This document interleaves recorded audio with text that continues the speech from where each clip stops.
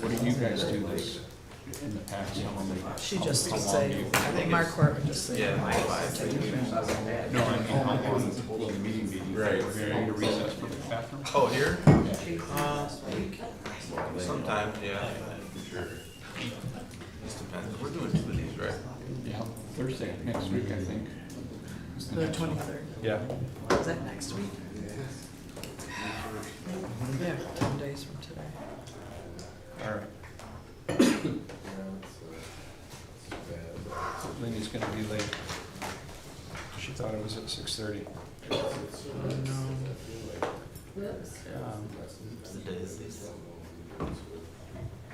So I suppose we just get started anyways.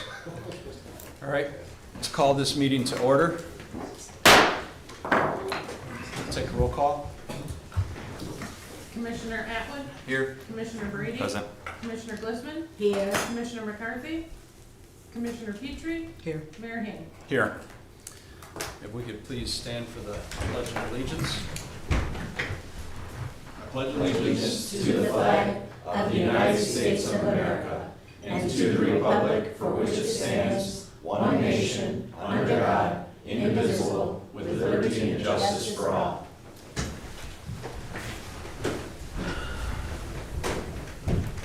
All right. We'll begin with public comment. I don't see anybody from the public in the room. So we'll move on to the budget workshop itself. Do you want a motion to excuse Commissioner Uh, McCarthy? I do know that she's going to be late. She thought the meeting was at 6:30. So we won't excuse her, but she will be tardy. All right, so then we'll go to the budget workshop. Mr. Womack. Thank you, Mr. Chair. In discussing this with Ms. Petrie yesterday, kind of changed how I want to go about doing this. So I understand that the commissioners like to chat with the department heads. Department heads are the drivers of this budget.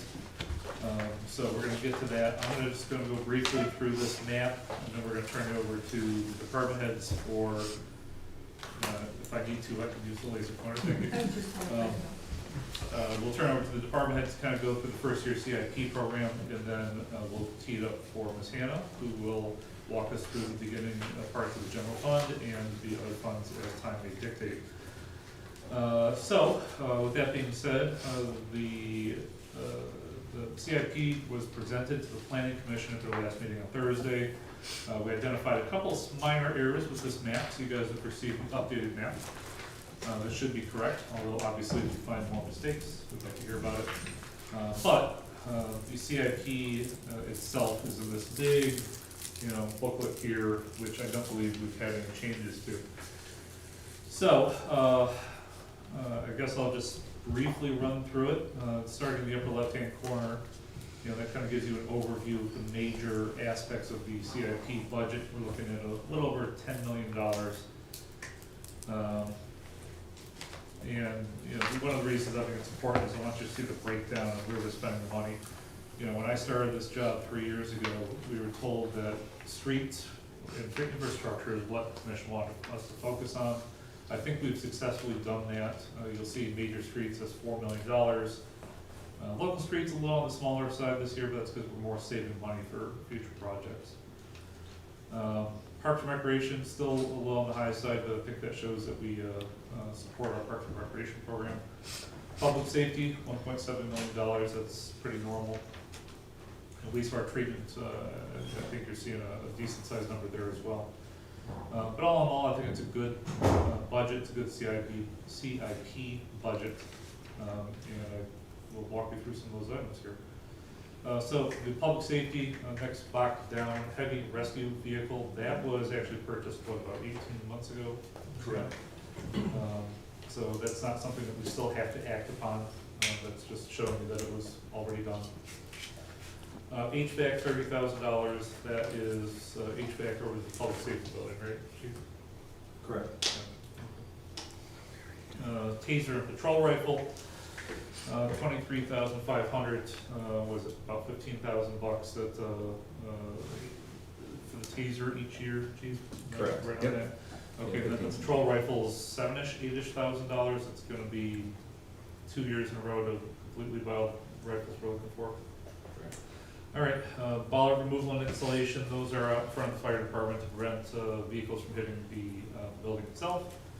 And then the SCBA's, chief, we're working on a grant still for that, right?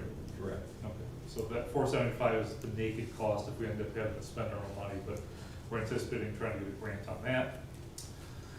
Vehicles and equipment, I'll just highlight a couple things. The angle blade for the cat loader, that's a snow removal device. I think currently they're using what, box loaders, Ross? Yes, we have one angle blade right now and we have 2 box loaders. Okay, so the angle blade's a better piece of equipment than the box loader, They're so more efficient. go into that direction. You'll see a whole bunch of pickup trucks. That's just the nature of the beast. Then that chipper truck, 190,000, that's a decent sized purchase. Going into the upper right-hand corner, wastewater treatment plant, Jason's gonna explain all those in greater detail. But obviously, we're doing a lot to invest in that plant. We'd be in big trouble if it stopped working. Let's see here, infrastructure and continuing initiatives in the bottom right-hand corner, signal, traffic signal maintenance. Ross, is that replacing the hockey pucks with the overhead cameras? Yes. Okay. Sidewalk repair and maintenance, we put $50,000 in the budget every year, but that's just never gonna be sufficient, so it's an ongoing yearly thing. Major street and local streets there, you see, what is that, 80,000? So that's again, kind of like what, emulsion and crack sealing, that kind of thing. Yeah. Parks rec master plan, $7,000, and a chemical sprayer, kind of minor comparison there. Then you see all the little dots, so it's, at least partially to show you that this money's being spent all over the city. It's not, showing favoritism in any particular place. Again, I'll just pick out a couple of things. To the train depot, $13,000. Rodney, is that the HVAC at the train depot? Okay. 100 Creek Mobile Home Park meter pits, $100,000. So that one's interesting because we currently meter, I believe, every home in that mobile home park, which causes us all sorts of grief. So the plan is to put in one master water meter. Save us all sorts of hassle in the future. DPW front entrance, that's a safety thing. If you guys have been over to the DPW's front hallway, you know that people can kind of walk right past. Thanks. Walk right past, the people sitting there, and it could be a safety issue. So I've been trying to get all of the suites and all the places where staff work to be a little bit safer.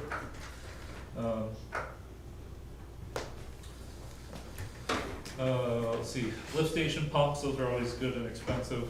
Jason, is that you project? What's that? Is that you or is it Ross? Jason, the prison lift pump station, Yeah, what are they doing out there? replacing the pumps out there. Some of the stuff that they find that comes through the prison lift station is horrific, including, Bunk beds, shower well, curtains? they had about a 1.5 foot of 2x4 stuck in one of the pumps. And plus everything else, how do you get a 2x4 down the sanitary tract? They flushed uniforms and outfits and you name it, has come through the prison lift station. It really takes an abuse out there. I'll call out the Crampton parking lot resurface. As you guys know, we've been doing a lot of work out there with the tunnel, and that parking lot got real beat up. It was pretty beat up beforehand. But we're gonna try to resurface that, and Rodney and I have talked quite a bit about different ways we can improve upon that whole area. So if we're able to do it for a little bit cheaper, maybe we could do some things like Ms. Petrie wanted a fence there along the road, prevent kids from running out on the road, so that's one of the things we're looking at out there. The inclusive playground, again, we're waiting for a donation from the Kiwanis Club on that. So it's not gonna really be our money, at least not for the whole thing. And then on the right-hand side of the map, you're gonna see a lot of kind of road projects. Court Street water main, 18 Nipissing, that's just carrying money over. We're still anticipating trying to get grant money for that. And then you see a lot of engineering, Pine Street, Pope Street, that's gearing ourselves up for a future project. And then the big thing over the next year and a half or so is gonna be the Genesee Street Bridge replacement and the Genesee Street reconstruction. Ross, that's a water main project, right? Genesee Street, yes. Yeah. The Have you- bridge and the road. Two Yeah. different. Have you heard from Paul whether we're gonna be able to look at those together next summer or not?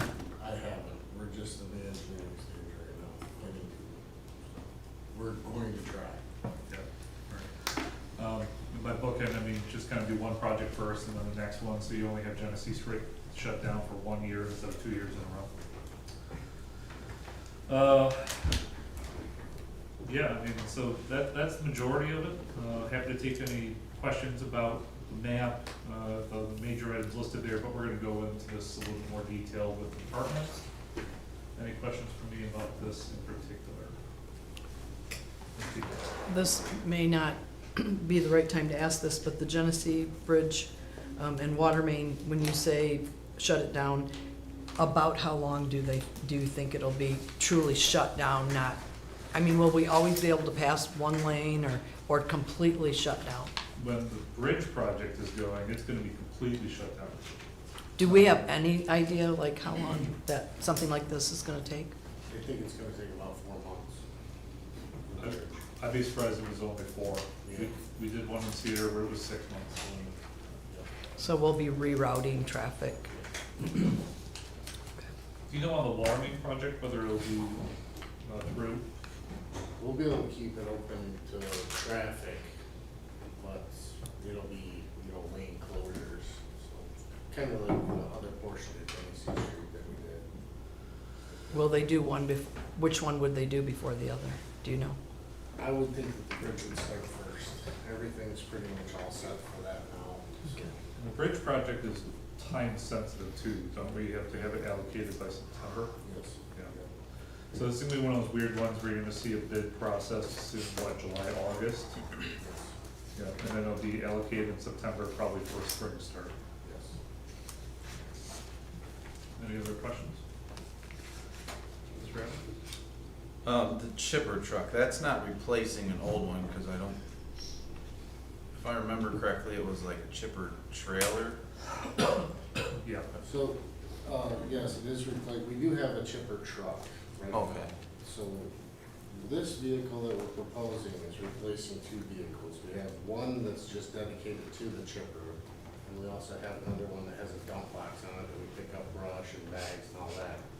This one's gonna be a little bit bigger truck, and it's a hook truck, so it can just hook onto a salter, it can hook onto a chipper box, it can hook onto a dump box. So that was our intention, is get rid of 2, dump 1. Yeah, if you guys have your CIP books, that's page 33. Okay. I just wanted to ask Ross, do we have to get rid of both? Like, would it benefit us to have 2, then twice the work you could do? Both these vehicles that we're looking at, they're at least 15-year-old trucks, so they're getting into that point where there's a lot of maintenance on it, and I feel that we can do the job with one vehicle. Okay, if nothing else, then if I could ask you to open up your CIP books to page 15, that's where we're gonna start at. What I'm gonna ask the department to do is we're gonna go through each one of the categories. Some of these categories are entirely one department, you'll hear from one person. For other ones, you're gonna see a mixture of department heads talking about the various items. Department heads, I guess whoever's first up on the list, you can kind of go through all your items in that category and then hand it off to the next person, okay? So we'll start at 18 Nipissing, and that is Ms. Soldensky. I think we've given some information to you guys along the way. First was the due care plan that engineering firm did, WSP. And they also did the demolition cost estimate so that we know what we're looking at when we wanna try to get grants. And then the conceptual drawing or rendering, just to show, I think that's good too when you wanna get grants, so they have an idea of what we're going for. So we had an amended amount in the 25-26 CIP for $225,000. We spent, and this is the final billing for the engineering, $21,010. So basically used that 25,000. So we're just gonna take the 200 and push it over into 26-27. So And it's still our anticipation, we're gonna try to get grant money with that as a match. yes, yeah. The intent is to get a grant and hopefully we wouldn't even have to use the full 200,000. But we also don't wanna get a grant and not have enough money in the CIP to cover a good match, 50-50 match, so. Okay, Ross, front entrance? So, for instance, DPW, I don't know if you guys have all been in there, but, we have a little bit of trouble with, residents just coming around our counter and wanting to speak with our girls and, just trying to get into the back end of the building there. So what we're proposing is just moving up our front desk and putting in an employees only door to the back end, so you'll come into our vestibule and be kind of trapped in a area there, so we don't have the public running around back. Public or the First Amendment auditors? Oh, yes, first one, yeah. Alright, cemetery? This tree trimming program for 9400, this is a 5-year program that we started 2 years ago. So 26, 27 will be the third year of that program. Basically, we started in the southern end of the cemetery, and for $9,400, they trim up some of our old trees. I don't know if you've been to the cemetery, there's a lot of old, overgrown trees that have been neglected over the years. Basically, this is thinning out, trimming up some of the trees, removal of some of the old ones, and there's every year looking the way north. We're hoping by the time we get to the 5th year, we won't need it. They've already put a pretty good dent in 2 years. So that's our tree trimming program in the cemetery. And then Rodney, the columbarium, I know it's in next year, but would you just kind of give them a preview for next year? Okay, so basically, is everyone familiar with what a columbarium is? Okay, it's basically a monument style, above ground, kind of like a mausoleum, but for cremation niches. Basically, it's a big monument with little slots where people could purchase a space instead of having to buy a grave space and pay for burials and things like that. They could purchase a cremation niche and put their loved ones' remains in there. It's starting to pop up all over. It's kind of a new trend. There's some local cemeteries that have them, but they look real nice, and it's another option for people. Yes. Josh, were you raising? So where in the cemetery would you put that? There's a building there now, it's different Yeah, than that, but. there's a couple mausoleums out there now. We're thinking more in the northern section where there's not as many. We haven't really picked out an area yet. Okay.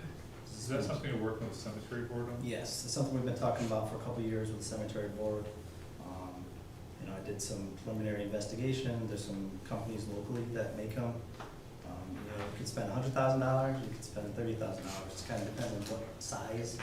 The thing we're kind of looking at is you can always build around them. Like if you want to build like a garden out of them, you can always add different monuments. So the ones we're looking at was like 5 rows with 6 niches in each one, so 30 of them. So a pretty decent sized one we could get for about $30,000. And we would, basically, you kind of mount it like you would a headstone. You build a big foundation and you design it and they create your monument and they set it on top of it, just like a headstone. So, you can get real fancy and they give you all marble, just like a headstone would be, so. Is that have you looked into our local monument places? Is it some local do it or? I'm not aware that they make these type of things. Okay, one more question about the tree trimming. Is it 9,400 every single time? Yep. Yeah, they quoted us like a 5-year total. We Okay. just broke it out over 5 years. So it kind of locked in price for the 5 years, if that makes sense. Alright, police vehicles? I can talk about that. So what we're looking at for next year is the replacement of 2 Ford Explorers. One is our K9 unit that has been in service probably 3 years longer than it should have been. It's got 97,000 miles on it, but the bigger thing is it has 15,000 hours of idling, which is really kills these vehicles. So according to Rob from DPW, that's equivalent to about 450,000 miles with the idling. I believe, and I don't know for sure, but I think that, talking with Rob, that might put an auction, they might sell that one. Our other one is car 7, which is a 2021 Ford Explorer with 65,000 miles and 13,500 engine hours, which is equivalent to 405,000 miles. That's gonna get put into some type of rotation within the city, whether it's one of our guys using it or somewhere. So we're gonna keep that one. So we're gonna be looking at bringing in 2 Chevy Tahoes to replace those 2 vehicles. There is this, like every year, everything, there's a slight increase to it. It's a little bit more with the canine stuff because there's more equipment that it's required. You need ventilation, you need a certain popping of the door for the dog to pop out. There's all this little thing, so it adds up a little bit more. We're going to be taking out like the watch guard stuff, our video camera system. We're gonna be able to reuse that stuff. The docking station, the modems. So we're gonna take out as much as we possibly can from the Explorers to put into the Tahoes, to save some money. So, that's what, this is the schedule, the vehicle schedule that we've been working off of for the past 4 or 5 years. So that's where we're at with that. Just to add to that, one of the canine vehicle that we are getting rid of is already 3 years past its city life, so I mean, they have gotten extra hours out of it, we just pushed it along, so, just to add. Well, it's your punishment for speaking up, let's go to the next item, so what your DPW do. Oh. Is this tractor loader? Tractor loader, chipper truck, no. Yep, well, tractor loader is a little bit of Rodney. Talk about that. If you want to, I can jump in whenever. You guys can riff off each other. Okay, if I miss something, fill me in, you can fill in. So our Kubota tractor, it's a little over 20 years old. We're having some issues with the transmission that can be very costly to repair. This is a heavily utilized piece of equipment in our parks and cemetery, so we're looking to replace that. This replacement would also, we would kind of replace two tractors with this new one. So our cemetery backhoe would be sold, I'm assuming, and along with our loader that we have at I'm assuming the current Kubota, right? Yeah, we're also looking into, because the treatment plant has its own backhoe right now, so we're trying to get rid of 2 of the tractors, where we want to utilize the tractor at the treatment plant a little bit more. I mean, it doesn't get utilized as much, so we want to incorporate that with parks and kind of have a little sharing going on there. Very costly repairs coming up on both those tractors. Chipper truck? Cheaper truck. So this is what we discussed earlier, we're getting rid of 2 vehicles, replacing one. This new one is a hood truck, so it'll have 3 implements to it. It'll have its own salter, it'll have a dump bed truck on it, and a chipper box. And that gets rid of 2 one-ton trucks that are 15 plus, almost 20. Rodney, zero turns? Zero twin mower replacement, this is something we started about 5 years ago with Rob at DPW. We used to just kind of replace them as needed, and then one year we may not replace one, and then the next year we're replacing 3. So basically, we figured out it's almost like a 5-year cycle for each mower. So every year we try to place 1 mower every year. That's about 2,000 to 2,500 hours on those mowers. I believe we have 6 or 7 in our fleet that get used daily. So getting a new one every year, we cycle out the oldest one and then it's sold on gov deals. And as you can see, every year it costs a little bit more. I have a little bit on the cost of those 2. You will see a price jump from last year's, but this one, we're looking at a diesel motor on these mowers, thinking they might last a little bit longer, maybe we'll get another year or 2 out of them. So all the years from now on kind of resemble that price, you know, so it could go back down if we do choose to go back to a gasoline mower. Just from my personal knowledge, it's one costs $17,000, okay. Angle blade? An angle blade, as of right now, we have 2 push boxes and 1 angle blade. These angle blades go on our big cat loaders. We found that with this new angle blade, we can maneuver snow way better. We can get down to the asphalt with it instead of the push boxes kind of have a rubber mat to the bottom of them, so they don't really pick at the ice or anything like that. We find these angle blades do a much better job for us. Election equipment? The state's currently out to bid for new election equipment. What we're currently using is about 10 years old. They're recommending that we budget $15,000 per precinct. Fortunately, because we were able to consolidate our precincts, we only have 4, and those are precinct 1, precinct 2, the AV counting board, and the 9 days of early voting. If we still had 4 precincts, it would be another $30,000. Infotech equipment, is that you, Mike? Yes, I thought we were going to, hang on Let's here. get one. I jump in, Mike, if you want. Yeah, go ahead, I thought Sure. we were, did we skip the vehicle? We are, no. DPW This- part? So for the computer equipment, Oh, there's a schedule that that Vector Tech Group has recommended. We've been making a point to replace so many computers per year.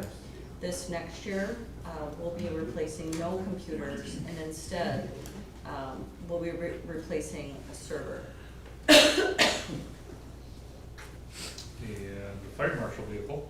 yeah, sorry about that, I was on page 36 and 35. Also with the servers, we're consolidating right now. We have 3 servers within the city, that's gonna take us down to 2 plus a virtual. So that will help there. The fire marshal vehicle, when I started, we were on a 5 to 7 year rotation of administrative vehicles. We stretched that out to 10. This vehicle will get us on that 10-year cycle, and this current vehicle that's being driven right now will be pushed down to the duty officer vehicle, which is currently 2013. So again, the current vehicle would stay in service, and this one would be issued to the deputy chief fire marshal. And pickup trucks. 2 pickup trucks, they're both right around 15 years old. These are in our vehicle replacement program.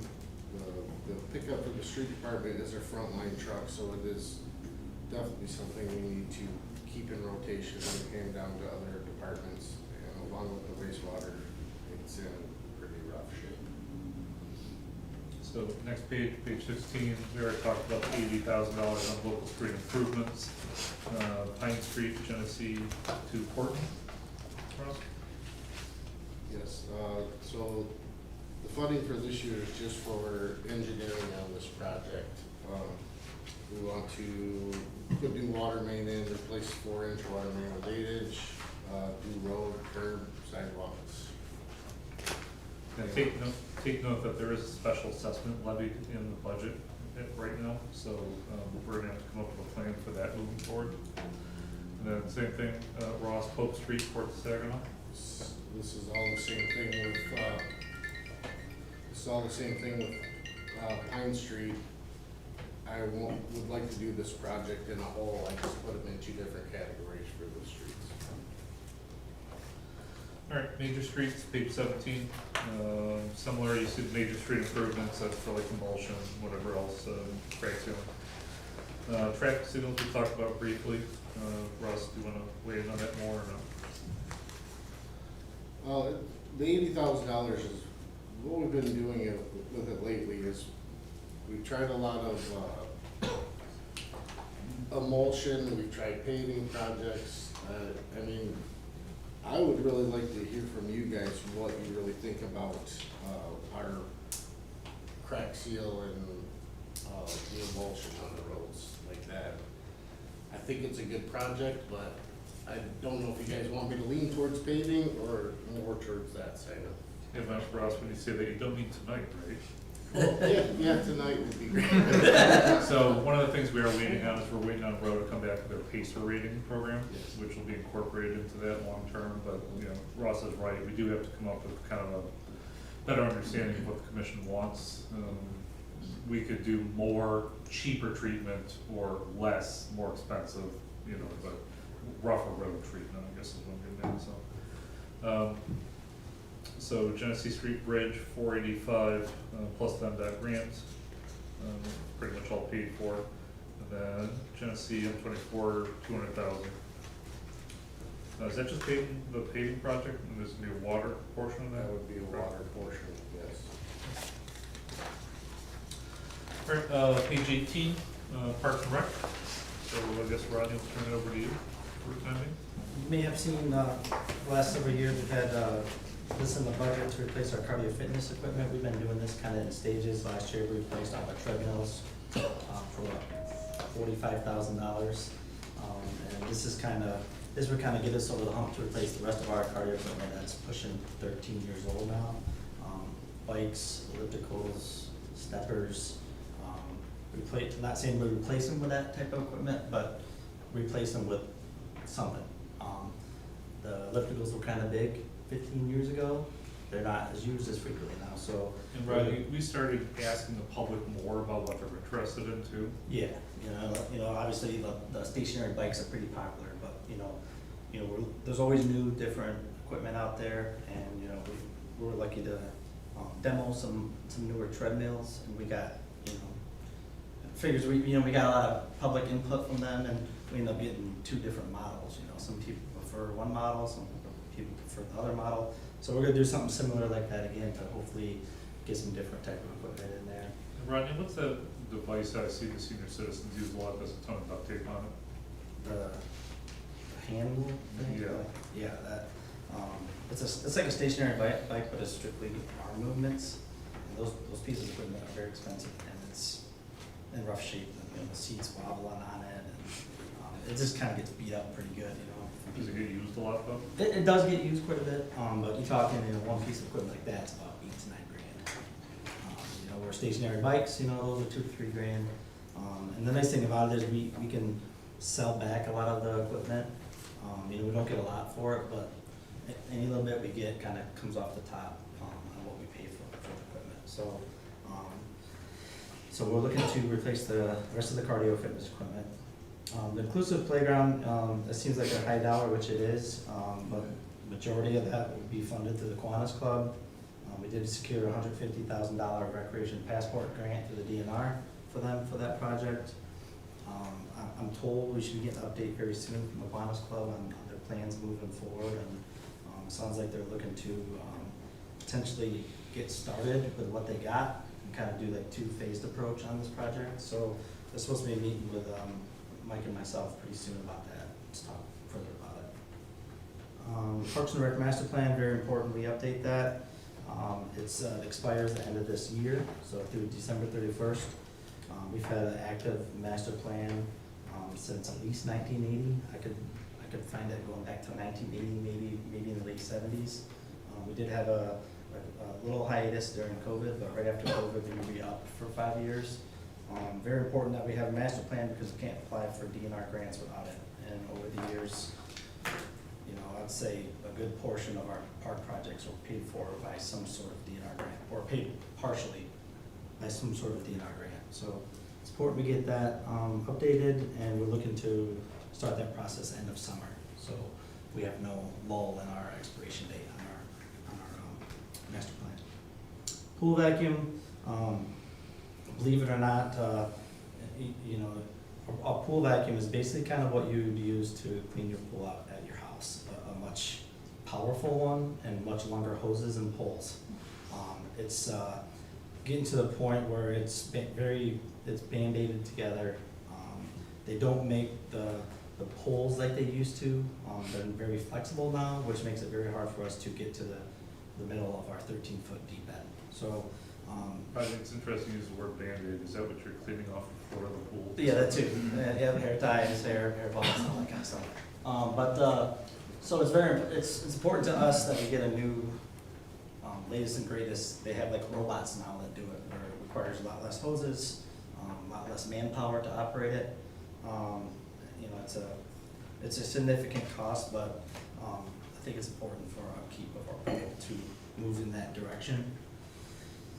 Mr. Womack talked about the Crampton Park parking lot resurface. It's the parking lot directly across, just north of the tennis courts. That parking lot was already in disarray before our project started, and now it's in really rough shape. We had it closed over the winter, I don't know if you noticed, because it's just anytime a plow went in there, it would just pick apart what was left of it. So, I believe it's still closed, but we're working to get that open soon with, we fill the holes with some millings and whatnot, but it should be opening very soon for the season. But hopefully we can get that replaced. Train Depot HVAC, that's going on, 22, 23 years old. We've been, making quite a few repairs to the furnace. Our furnace, I had three techs out there from 3 different companies. They all told me the same thing. It's time to replace your HVAC system. We are kind of nursing along the furnace currently, but we're not quite sure how long that'll last us. So that's why we got the replacement in here. And the last thing that we're asking for is a new chemical sprayer, mainly for our soccer complex. We spray broadleaf and different things like that out there. Right now, it's more, we hook up a system to the back of our gator, we have a tank on the back of the gator, and we spray with that. The new chemical sprayer can be hooked up to the back of a tractor, so our operators can be enclosed in the tractor so they're not exposed to the mist and spray of the chemicals, much safer, and we'll be able to utilize it all over town. That's very quickly of our projects for this year. Do you use Roundup in your chemical sprayer? Yes. What about later? Okay. All right, page 19, public safety. Wait, I just have a couple questions for Rodney. Couple things. Are you trying to work Howard out of a job by getting some robotic pool cleaner? That's a loaded question. Okay, I have a vested interest in him.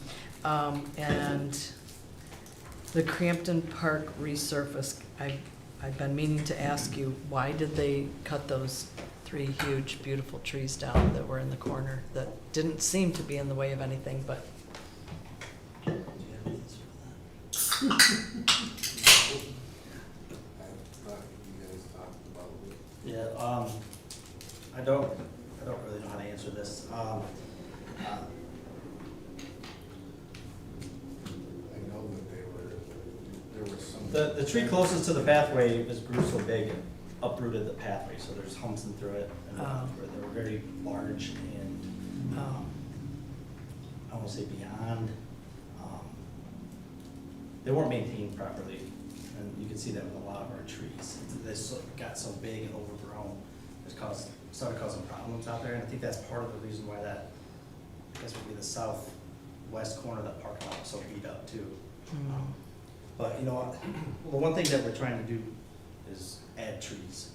will you put some back? Yeah, hopefully we can get some trees in there. It's I know not it's that been, close to the parking area, right? yeah, it's been a big initiative for us to add a lot of trees. And we've done a good job of that the last several years. So hopefully we can get some more trees in that area to replace some of those ones that were taken out.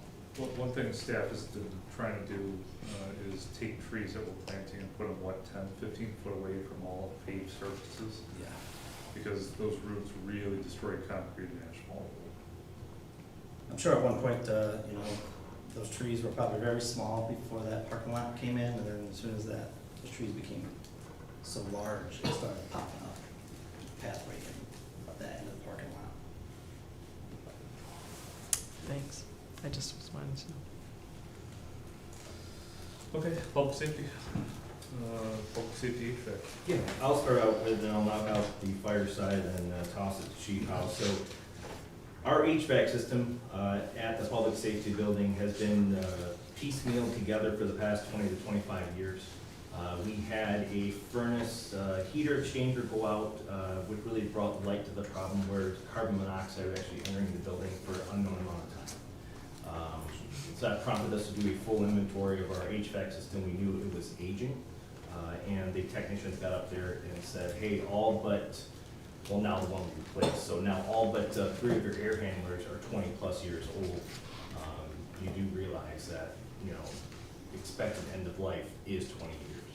Do you have a plan in place to replace those? And like, historically it's been, hey, we'll wait till it breaks and then we fix it. We're trying to be ahead of that, not just for cost, but for safety, so that we'll replace 2 of the units, and then we'll do a unit each for the next couple of years. So we're phasing that project Our respiratory fit test machine has reached its end of life. MyOSHA requires all firefighters and police personnel who wear a respirator to be fit tested annually. We do that in-house. Our current machine, they gave us a notice of end of life at the end of '25, and ironically, it just broke a couple weeks ago. And we did reach out and say, hey, do you still have parts to fix it? And they told us no. The heavy rescue vehicle, as Manager Womack said, was ordered 18 months ago. We're anticipating it to start being built here soon, so we're hopeful on that. The ballard removal and installation, the ballards that are at the public safety building are about 3 to 4 times as large as a normal parking lot ballard. It has caused us issues, not just for operations of fire trucks, but parking, snow plowing. So those ballards will be removed and standard size ballards in place with a protective cover over it, so that way then we also improve its longevity.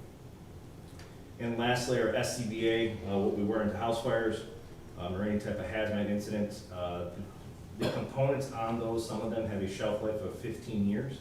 Once you hit that 15 years, regardless if it's working okay or not, it has to be replaced.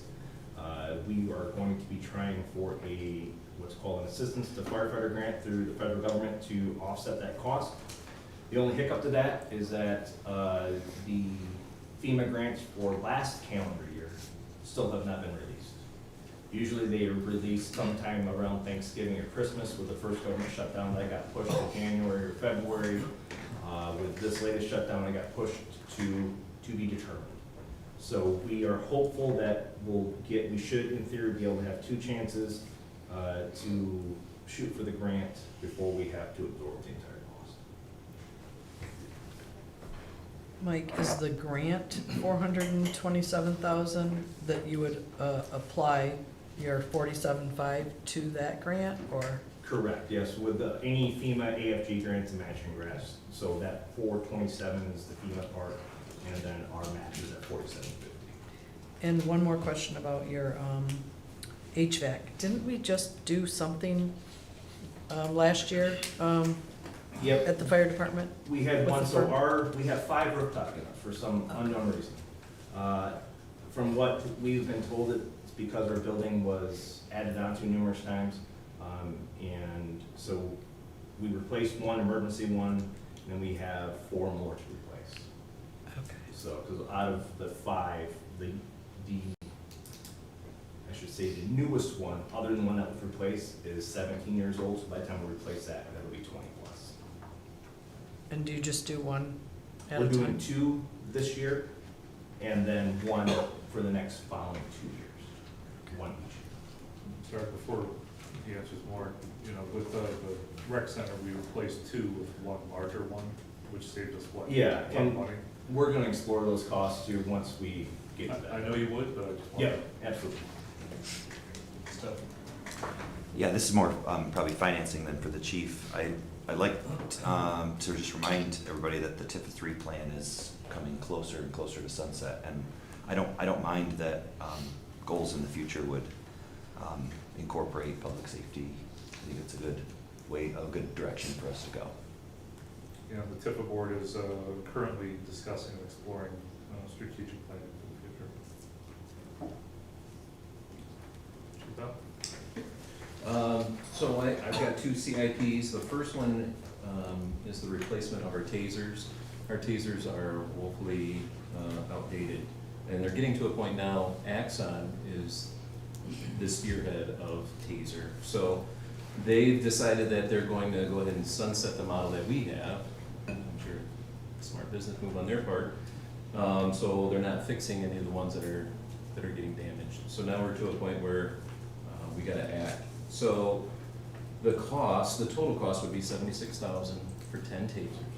That's how expensive these are now. It includes a bunch of other things with it, training materials and all this other stuff. So we negotiated with them as much as we possibly could. We got it to the $76,000. Basically I wanted to present to you guys 2 different funding options. Pay it all at once or do it over a 5-year period. Axon agreed to do a 5-year deal with us, so that's why you see the numbers, the 16, 15, 15, 15. So We have to have tasers, we have to have less lethal for accreditation. Go ahead.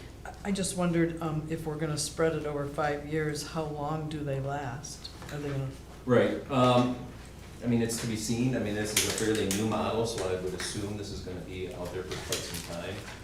I know a handful of police departments that are using them, think the world of them, they think they're great, they're an incredible upgrade to what we currently have, so. and how long did your current ones Oh, last? we've had these, I bet you 10, 12 years at least. So you're anticipating the new ones would last at least that? Yeah, Or- absolutely, or okay. more, yeah. Yep.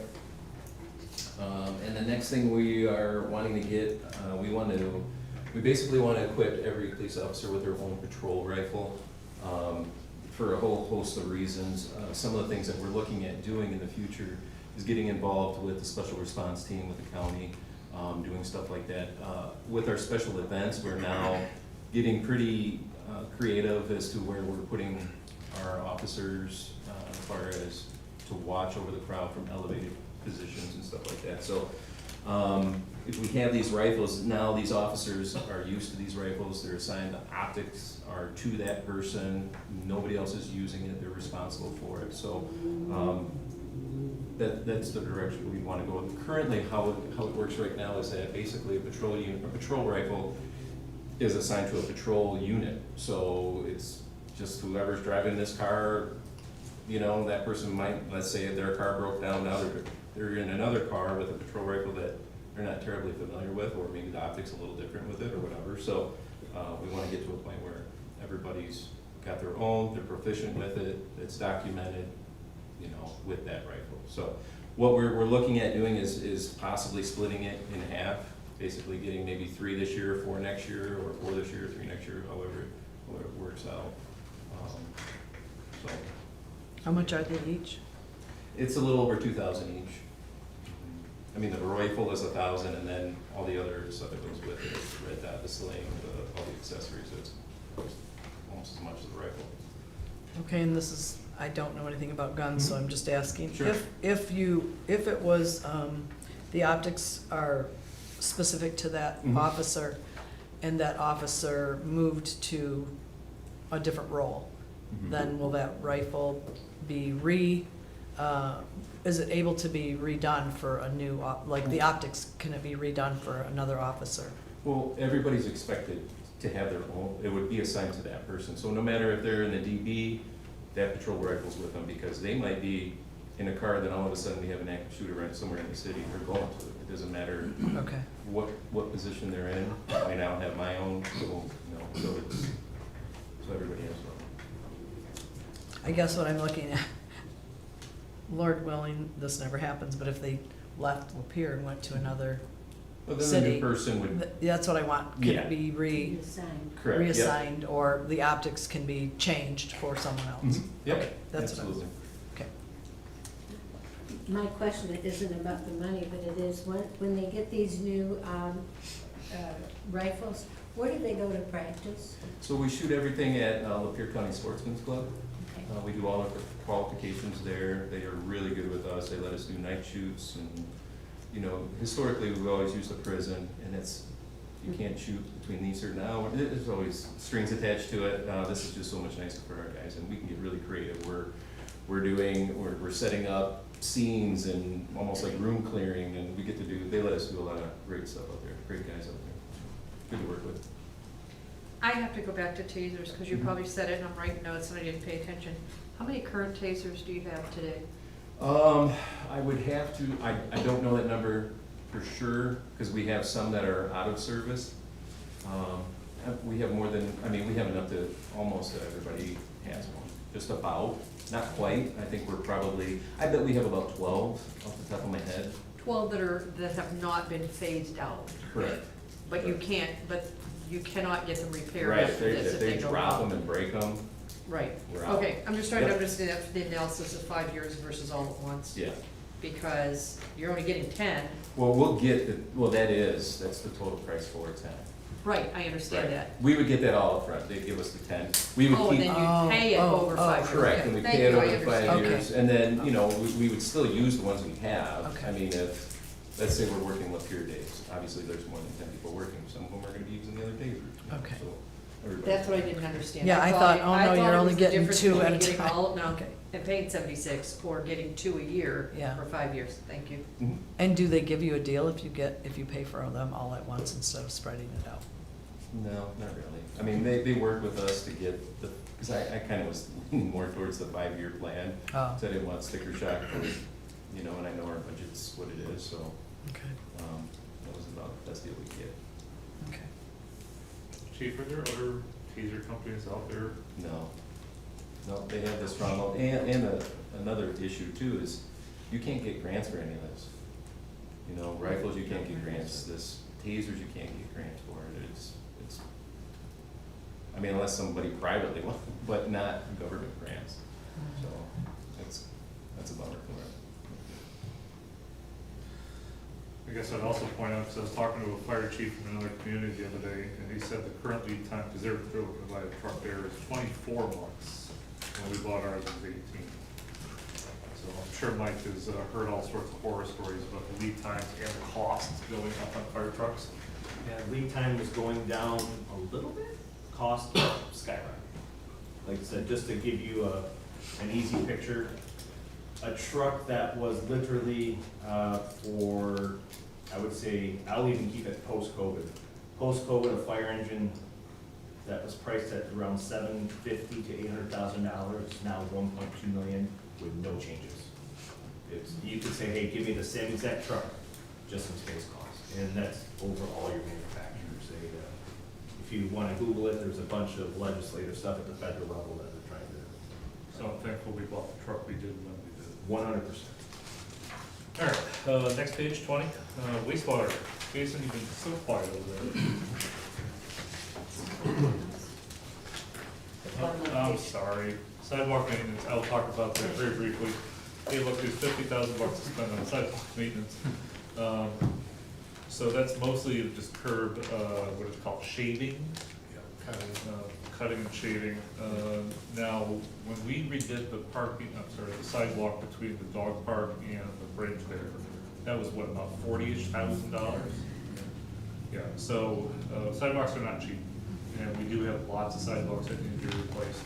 DPW does a great job of replacing sidewalks themselves when they can and reduce costs. But it is what it is. So I'm sorry I skipped it. Jason, wastewater. Yep. Yeah, I got quite a few. Which is good, it means he's updating things that needed to have been updated, but were not by the previous superintendent. So Triton aerators, that's part of an ongoing project to replace the rotating aerators. We still have one oxidation ditch that has the rotating aerators. We do have, the other one has 2 Tritons in it. The specs are to run it with 4. We've been able to manage it with the 2. It would be better with 4 in each. We currently have 4 on site. And then, as you see, we've got it spread out. We'll be 1 this year and then continue on until 29-30.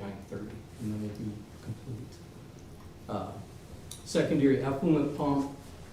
We replaced one of these last year. This is updating the 3rd one. A lot of the pumps, it's going to sound redundant, some of the stuff at the plant, because some of it's vintage from 1982, some of it's been rebuilt 3 or 4 times, where you could have bought all new ones, is what they probably should have done. They just become inefficient, and not being able to rely on a pump, especially with the wet weather. We had 2.4 inches of rain last Saturday into Easter, and not being able to handle the flow at the plant is the concern.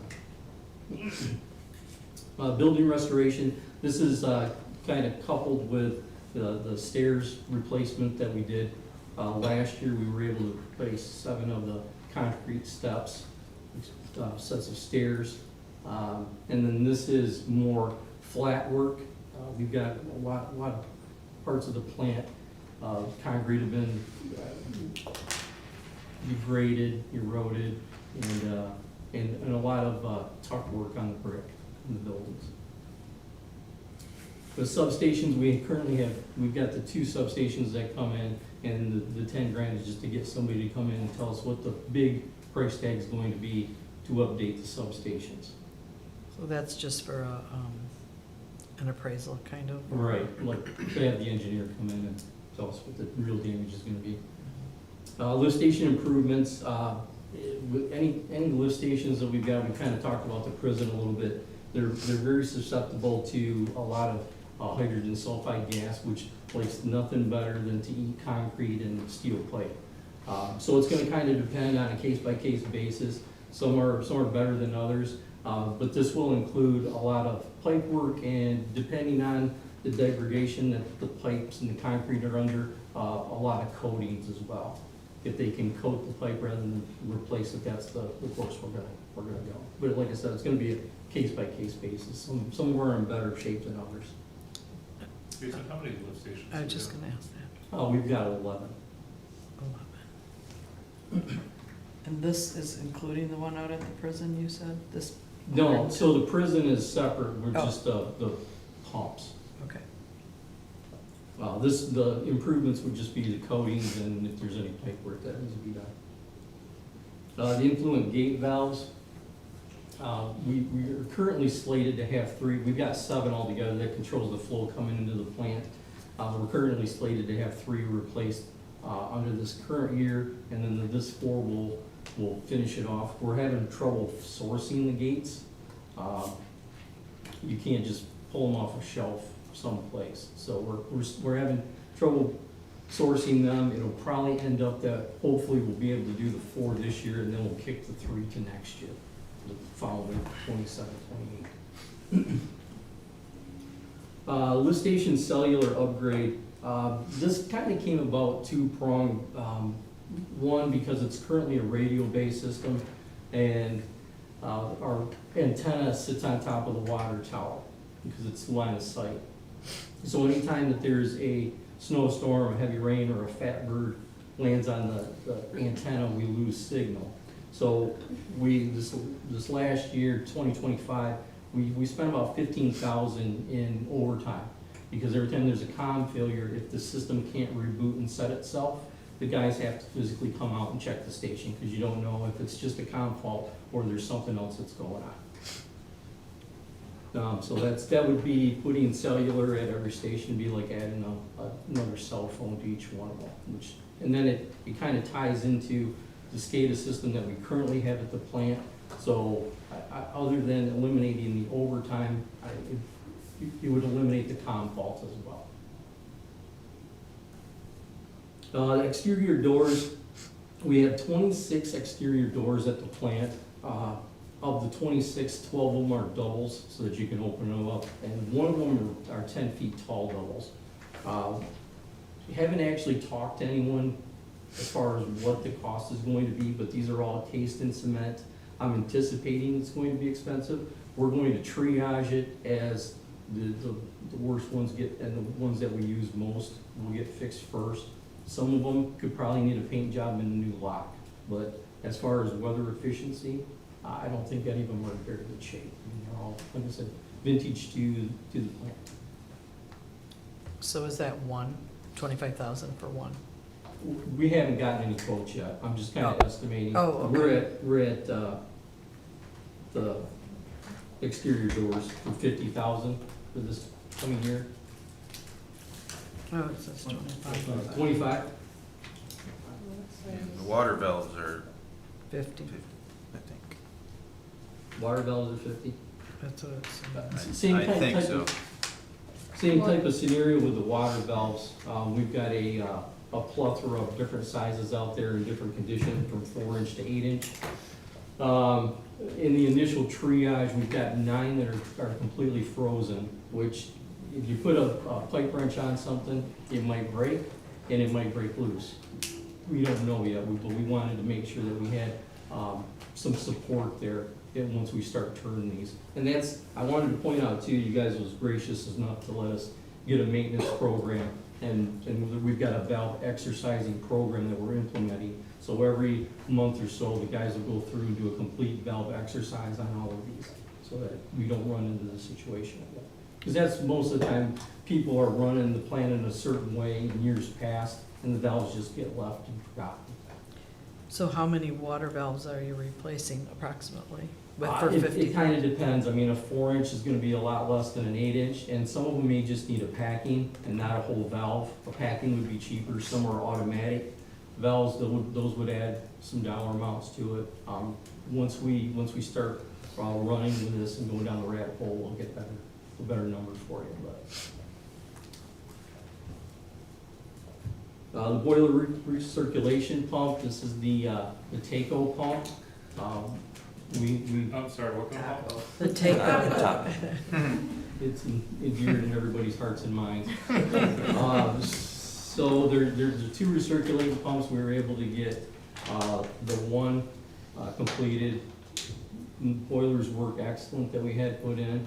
And then this is just the final piece of it, getting the new Taco pump. He says that multiple times. The garage door, we've got 4 garage doors at the plant. This would just be replacing one this year, and then the other 3 as we go. The facility compressor system, we got 2 compressors at the plant. They control not only the compressed air for tools and working, but they also control the bubbler system. Compressed air into the different tanks around the plant will give you a level reading of what the liquid is in the tanks. So that's what, they're old, and we've had to run back and forth between the 2 different parts and pieces, and it's just time to retire them and put them out to pasture. The MCC, that's Motor Control Center. This is, and it's RNS, and that's just the designation that they use, as far as they could have said number 1 and 2, but they lettered them instead of numbered them. So RNS are located at the ox ditch, and this kind of ties in with the trade aerators that are going to be going into the east side ox ditch. Jason, so it's 90,000 for what, engineering on it? Yeah, that'd be the engineering part. 500,000 next year? Yeah, correct. Primary effluent, that's additional pumps running from the primary clarifiers, the primary effluent clarifiers. We replaced 2 last year, this will be finishing it up. We talked a little bit about the prison lift station pumps. Like I said, it's horrific, some of the stuff that has gone through those pumps out there. I mean, it boggles my mind how somebody can get some of this stuff down a toilet, or where it's entering the sanitary. Do they, I know at the sheriff's department, we had a grinder. Do you guys, did they not have a grinder? They do, and it's been rebuilt, and we've actually looked at, they make an auger. Okay. Instead of a grinder, the grinder that they've got, actually as stuff comes in, it'll grind it up. Stuff gets, parts and pieces get past it. They actually make an auger that it basically looks like an ice fishing auger, only there's 2 of them. They come together and everything comes in, and it actually pulls everything up to the surface, dumps it into a bin. So instead of trying to grind it up and you're constantly wearing down the grinder, it augers it, brings it up to the surface, and you can dispose of it. That would be at the lift station or the plant? Yeah, they'd be at the lift station. Because I've seen those at plants, I've never seen Yeah, them at lift station. Yep. Security cameras. We took a huge step forward last year, in my opinion, by getting rid of the swing gate. We got a power gate on there now that we can actually control.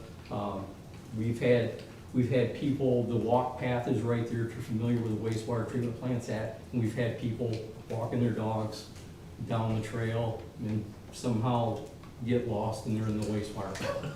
And the problem with the plant, back in when they first laid the plan out, I'm sure it was like never entered their mind, but the gates on one end and the admin buildings on the other. And there's all these buildings in between, and there's tons of blind spots. So if somebody was able to slip in, there's lots of places to hide. So the thought process is cameras have come down a long way in price. We're looking at maybe 3 of them to kind of get at the gate and then looking out at the perimeters. That would kind of depend on, what the price comes in, but that's what we're looking at for the security cameras. lift station grease treatment. We can't, in the traditional wastewater sense of things, you can't treat grease. Our bugs at the plant, they decompose the sludge and the wastewater, but there's nothing at the wastewater plant that will decompose the grease. They do have a chemical, it's a biological, it has to be in more of a static form, like the lift station, so it's kind of contained, because grease will coagulate and kind of float at the top. So basically, you get this stuff, you dump it in all, and it kind of dissolves the grease enough to where it'll at least pass it down through. It'll make the thought process is we're gonna do the grease treatment first, and then we're gonna go back through to do the rest of the improvements, just to kind of clean it up a little bit.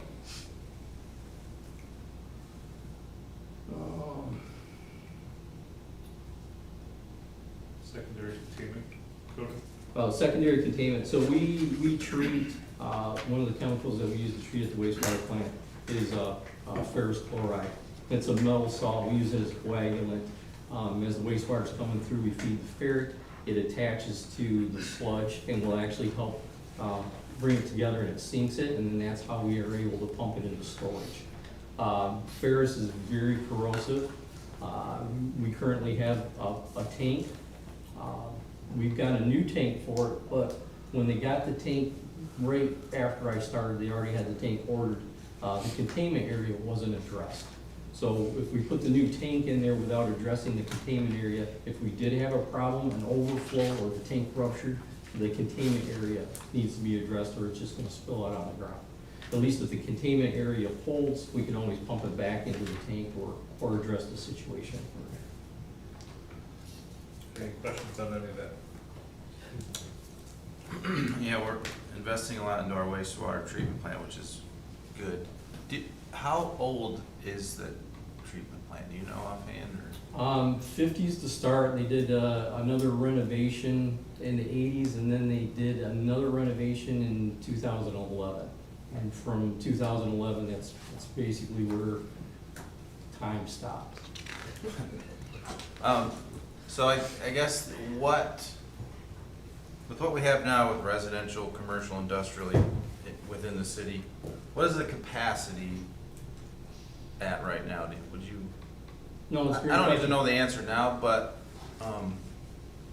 I guess what I would be getting at was, we did in the 50s and the 80s in 2011, was the goal to have the ability to add more residential, more commercial space, more industrial use, so our treatment center can facilitate Yeah, so more?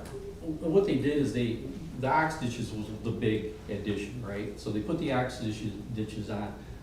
They're capable of doing about 2.5 million gallons, and that's our major process, right? So with the 2 ditches online, you're looking at a little bit over 5 million gallons. On a side note, when the 2.4 inches of water was coming in, we were pushing 15.8. And 15.8 is only because that's as high as our meter goes. So it was in excess of that. So when you talk about capacity, I feel comfortable we would be able to handle 10, 12 million without bypassing at that point in time. Once we get to that point, because part of the thing that they did is for the old tank that had the EQ, we call it the EQ tank, we utilize that in wet weather situations. So we're able to capture that space that we got with the EQ tank. Moving forward, because they currently, the way the plant runs, we average 1 million gallons a day. We should be able to run 1 ox ditch instead of 2. Since I've been there, we've had 2 ox ditches on just because of the way the plant has kind of been band-aided. And we're working towards, we're gonna be back to 1 ox ditch. Because if we get back to 1 ox ditch and we can drain the other one, when the weather starts and the rain starts falling, we can fill that one slowly. Because it's all about kicking the can and buying yourself time when it comes to wastewater in a rain event like that. Plus, it doesn't reduce your cost to run 1 instead of 2. Exactly. Is there like an odd formula, like, let's say we add 500 residential units? Is there an odd formula where, I don't know, per unit average flow is this much? You know, Yeah. like what is our, okay, we can't I don't know, Ross, build what's- anymore. Yeah, the house uses what, 6,000 gallons per month or something? Yeah.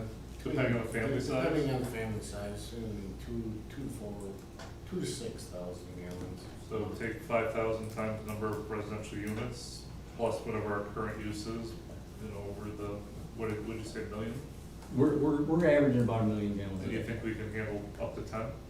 If I can get the plant, when I get the plant back the way that it should be, how it was designed, no issue. No issue at all. I mean, up to the 5 million. And like I said, we're averaging 1 million, we could do 5. So, and I love where you went with that, where he was asking about, we want to do some development, but then we want to make sure that the city has the capacity to accept the development. But your caveat just now was when you get the plant back to where it should be, and what is your time frame for getting the plant back to where it should be? Is that a 5-year window? Is that a 2-year window? Is that a 20-year window? Before we let him answer for the next 45 minutes, because I'm sure you can talk about it for 45 minutes. If we're talking about 500 residential homes, that's going to be nothing from a capacity point of view. The real issues that you're going to see are things like data centers or food treatment and processing plants. That's where your huge water utility is going to be, which obviously, if we were to entertain something like that, we'd have to do some calculations. But residential, we probably had 10,000 units and still be okay. Okay, that was kind of feedback, yes. Yes, sir. Just looking at 27, 28, we have the DeMille lift station being bonded. Everything else is paid for from the water bills, residents and businesses pay, including all these improvements, right? Like we're pretty satisfied that we've got the money coming in. We're not looking at a rate increase to do these things. Any unexpected rate increase? No, the rate increase is approximately 5% in total for water and sewer, which includes all of these improvements, paying for it out of working capital. The Park Pine project that's being done, the water and sewer is being paid cash as well. The future years, that will be evaluated. If the working capital is sufficient, we will pay cash for that. Oh, for that, the one that's projected to be bonded, could be cash, or you're just talking about? It could potentially be cash. Yeah, you just see next year there's, 500,000, 500,000, 1.5 million, but the one is planned for a bond. So every year, obviously, we reevaluate how much money we have versus how much we want to spend. So it's possible, because you're seeing, 880 this year and 3.1 next year. Obviously a huge increase, but that's the process we're going through right now. Yeah, 3.1 would not be reasonable to pay cash, and without a doubt, you would not want to raise the rates. So that's where bonding would make sense, to spread that cost out, and then you can keep the rate increases lower. I just want to comment, multiple times we've seen forward thinking, hey, let's look at replacing this over 4 or 5 years. Good job, staff, I appreciate that. Yes, ma'am. I just wanted to ask if the 11,403,000 expenditures get you where you want to be with the waste and where we need to be? Yes, ma'am. Nothing else? I'll talk to you in a third. Okay. For what it's worth, wastewater treatment plant guys can always spend your money. My personal favorite is the very last one in the bottom right-hand corner, the UV insulation sand filter replacement at $6.5 million. I do know that Jason knows a lot of other operators in the area, and what was I looking at in Belding, like $40 million plant or something? Yeah. So he's very aware of the costs to improve, add on, create from a whole scratch. They're very expensive plants, but I think we do a pretty good job spending the money wisely. That was gonna be my question, is just to put things in perspective, was gonna be like how much to build a new one? Because I know Sault Ste. Marie is building one and it's pretty expensive, but you know, just so, in case we're out on the street and get asked, you know, why are you spending, you know, $1 million in wastewater treatment plant, so when I flush my toilet, Yep, you know, well, so your basement doesn't flood and that's right. the stuff goes down and doesn't come back Yeah. ever again. I mean, But just to put things in perspective, how much would a brand new plant? oh, I think you're looking at probably 70 million. It's not I mean, brand new. I mean, the thing that I liked about Lapeer when I first got here was the plant has really good bones. I mean, you can tell that at one point in time, the plant was solid. It's just, you know, things have been Band-Aided and there was a process that wasn't followed because, you know, this pump didn't work. And we can't use this one. There's different levels of broken. You know, this one's completely broke, this one works some of the times, and this is the one that we're working. That's not how it's supposed to operate. Would you say it was built for the future growth in mind? I think they had some forethought. I mean, like I said, with the ditches being the way that they are, we should be able to run one ditch with 1 million gallons and have that second ditch for expansion or wet weather. And the goal is to get back to where we're running the plant the way it's supposed to be run. Thank you. Thanks for everything you do. Appreciate it. Water? I was trying to figure out a good joke about your bags that you installed. Oh, yeah. Wait, hold on. If you want a 45-minute lecture after the budget session, you can talk to them about, what are they called? Bio bags. Yep. Yeah, so we got this.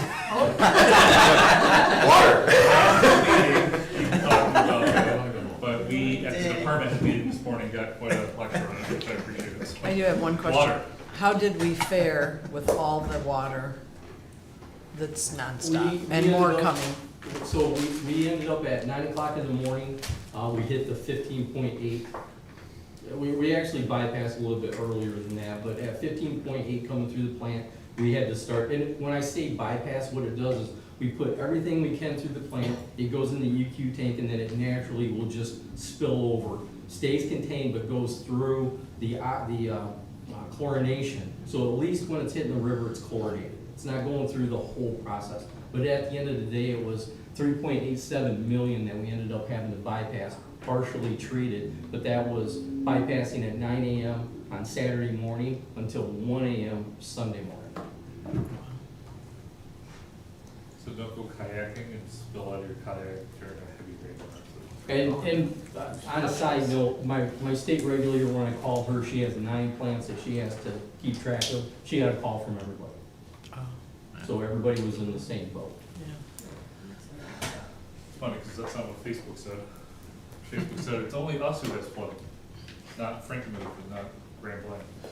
Not Grand Rapids where the cars were floating. Yeah. Water, is that a Ross thing? Yes. So, well pump 2 upgrade, so this is a continuation over our standby wells. We've already done well 1 and well 3, so this is just getting it ready to go for like if we ever have a water emergency again, so greatly needed.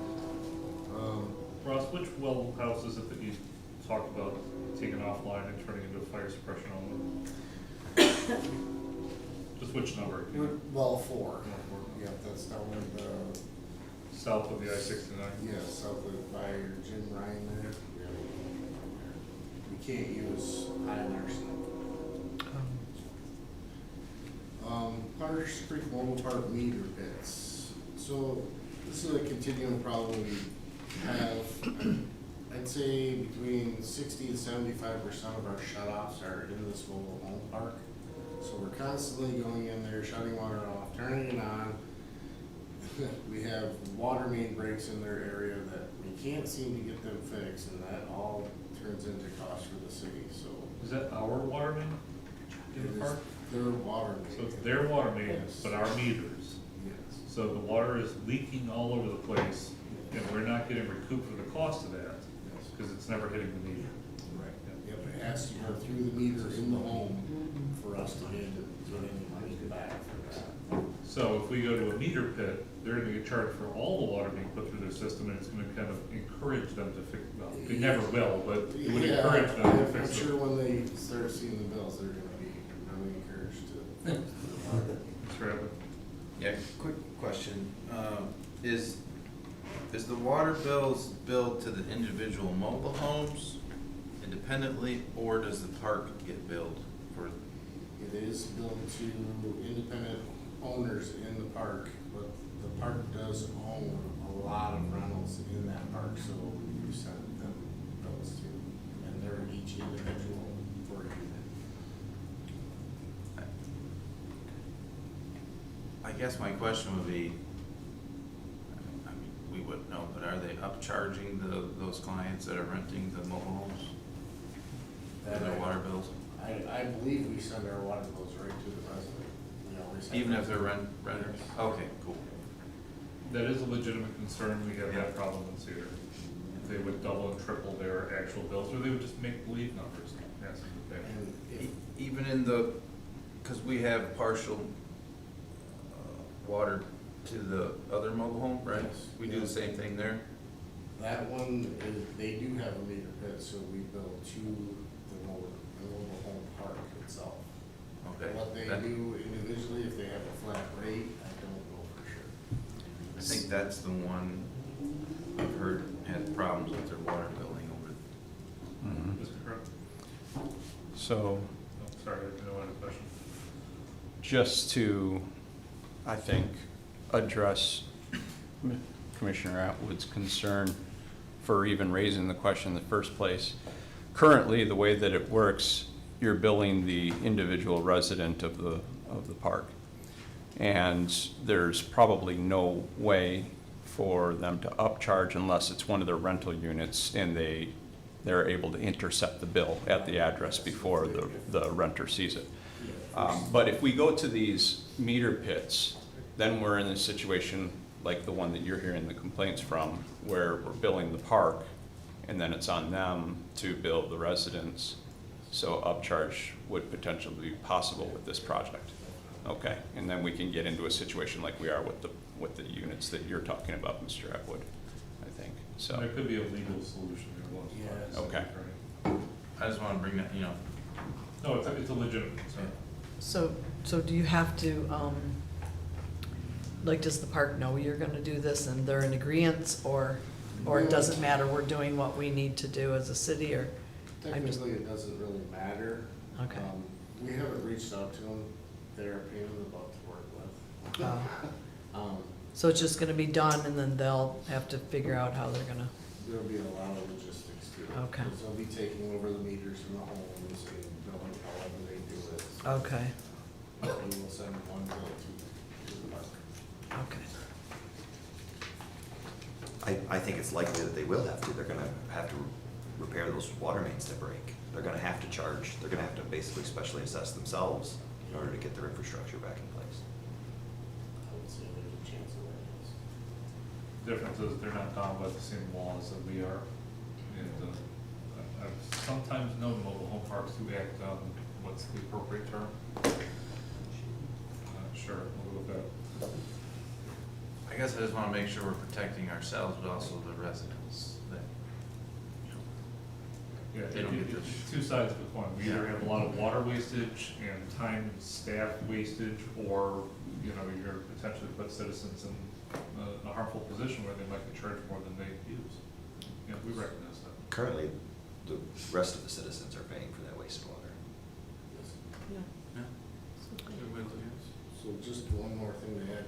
So we do have this trailer park out here, and then we have the one out on Farnsworth that we supply our water to also. And those are both, we have meters for both of those. They're in Mayfield Township though, aren't they? That's Mayfield. Yes. Yeah, so we supply water out there. Part, a Well- large part of it is. There's a portion of it that's in Lapeer, in the city.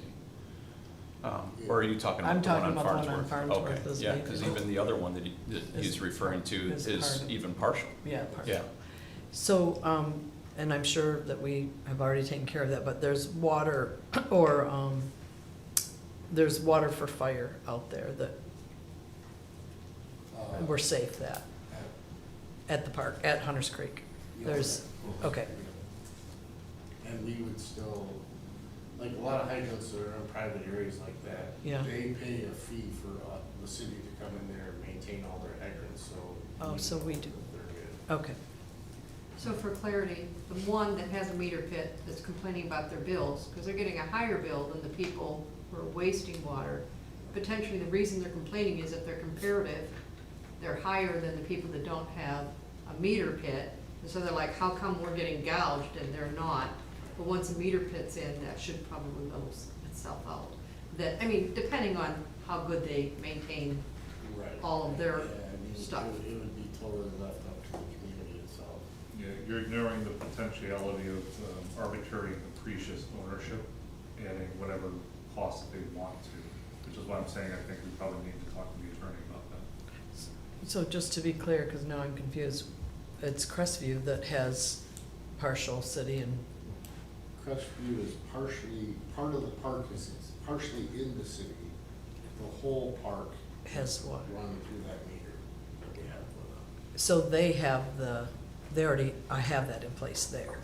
They just don't, but the whole park will be in place. Hunters Creek, the whole park will be in place once we do this.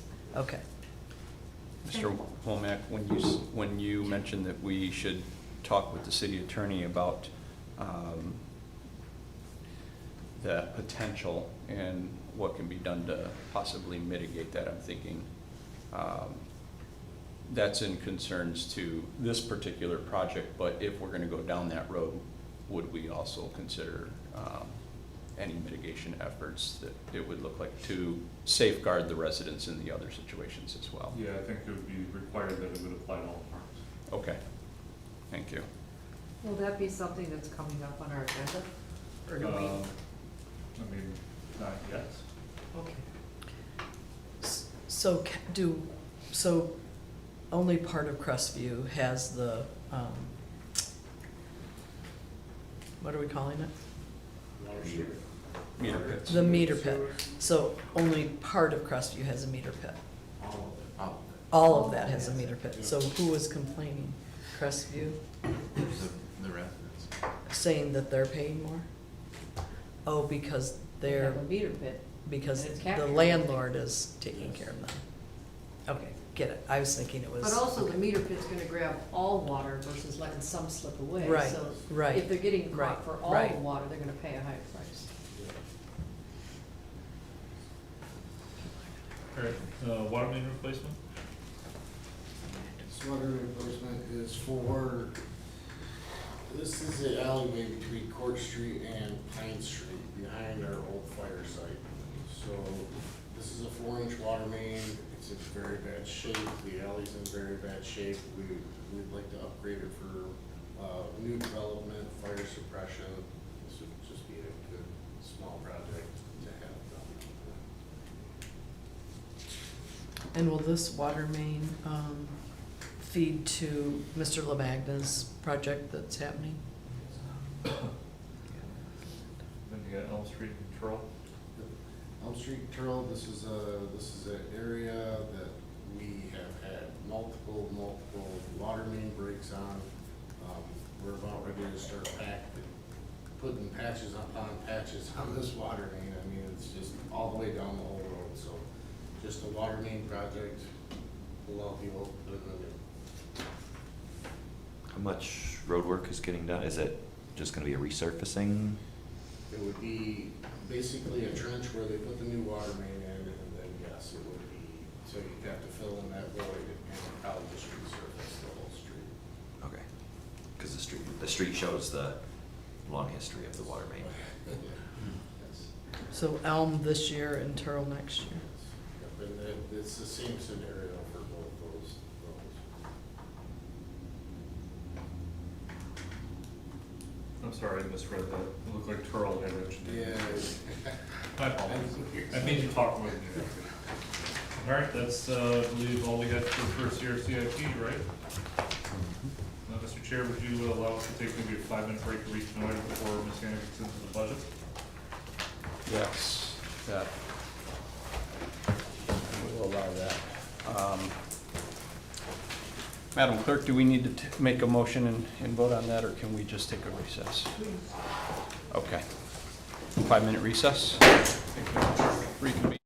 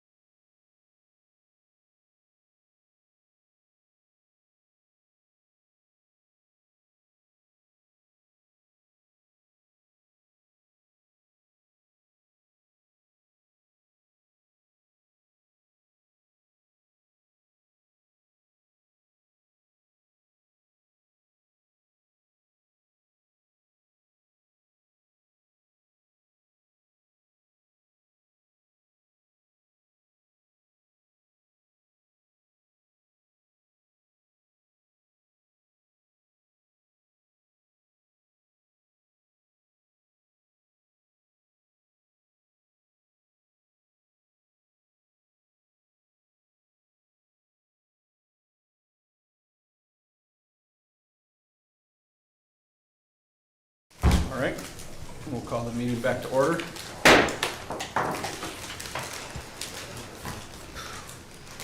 Okay, before we get into the actual budget, I just want to make sure everyone understands that all the projects that we just went through, the first year of the CIP, is included in the proposed budget that has been presented to you. So I'm gonna start with the general fund. Go ahead. I just have a question before we move off the Sure. CIP. There's a paragraph in here that I never really focused on until this year, and I'm apologizing for that, but it's on page 9 of 164, and it says, in the event of a proposed change or amendment of an adopted capital improvement program and/or project, said program or project must be submitted to the City Planning Commission for amendment consideration. Should the Planning Commission deny the requested amendment, the legislative body may overturn said denial by 2/3 vote. Is that only applicable to what we're doing right now?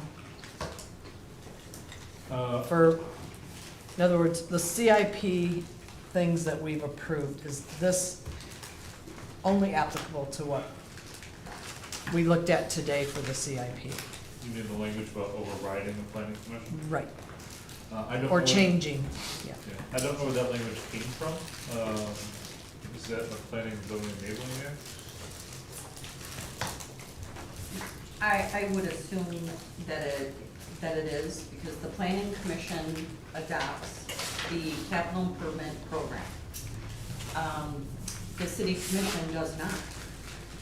However, the city commission adopts the budget, so which would be the funding. And obviously the CIP is included within the budget. Right, but if something on the CIP gets changed, pushed off, deleted, does it go to the planning commission before? By the commission? By you're saying- whoever, I don't know. You mean on a yearly basis or like throughout the year basis? Right, that's what I'm asking. Well, Is so- that applicable to, are the changes applicable to what we're doing on this 26-27 CIP? So, So, the CIP that was approved by the planning commission a couple days ago, you know, that's kind of like a moment in time, right? right, The moment in time, they approved it. Between now and next year's CIP, staff will work to identify grant opportunities or funding sources, or, hey, we don't need that anymore, whatever. Which we will then reconfigure the CIP for next year and represent it back to the planning commission next year for reapproval as a moment in time. You know, throughout the year, if we want to move something forward because a grant opportunity presents itself, I don't see that as a change to the CIP. I see that as bringing forward a current year budget item that could be approved by the city commission in the current budget year if we're able to identify a funding source, or if it's of such necessity it's an emergency spend. So I look at the CIP approval process that you're talking about as a moment in time with the planning commission. And I'm guessing that language right now is, you know, if you guys don't agree with the approval that was presented to you, you could change it by 2/3 vote. I don't think it's really necessary, but that's probably what that language means. okay, well, that's what I was referring to, if you saw a grant opportunity or something like that, that doesn't, you don't have to go to the planning commission I then don't and think say. so. If it's throughout the budget year, like, you know, 6 months from now or something, I think we just have to come to the city commission and convince them to, because you're not changing the whole CIP, right? You're just moving one item forward. Or back. Or, yeah. If I understand correctly, two things. Another example would be, there were a couple budgetary items that were put in, and you don't have a hard quote yet, so this is forecasted versus actual. This is planning. Right, it's The capital forecasted. improvement program, absolutely. This So is- it's not hard in This is a 6-year stone. plan, which falls under the planning commission's authority. So it is their responsibility, their authority to adopt Right. the city's 6-year capital improvement plan.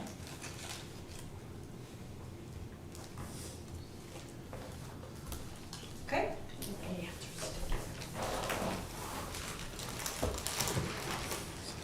Page 11 might help in the very last sentence.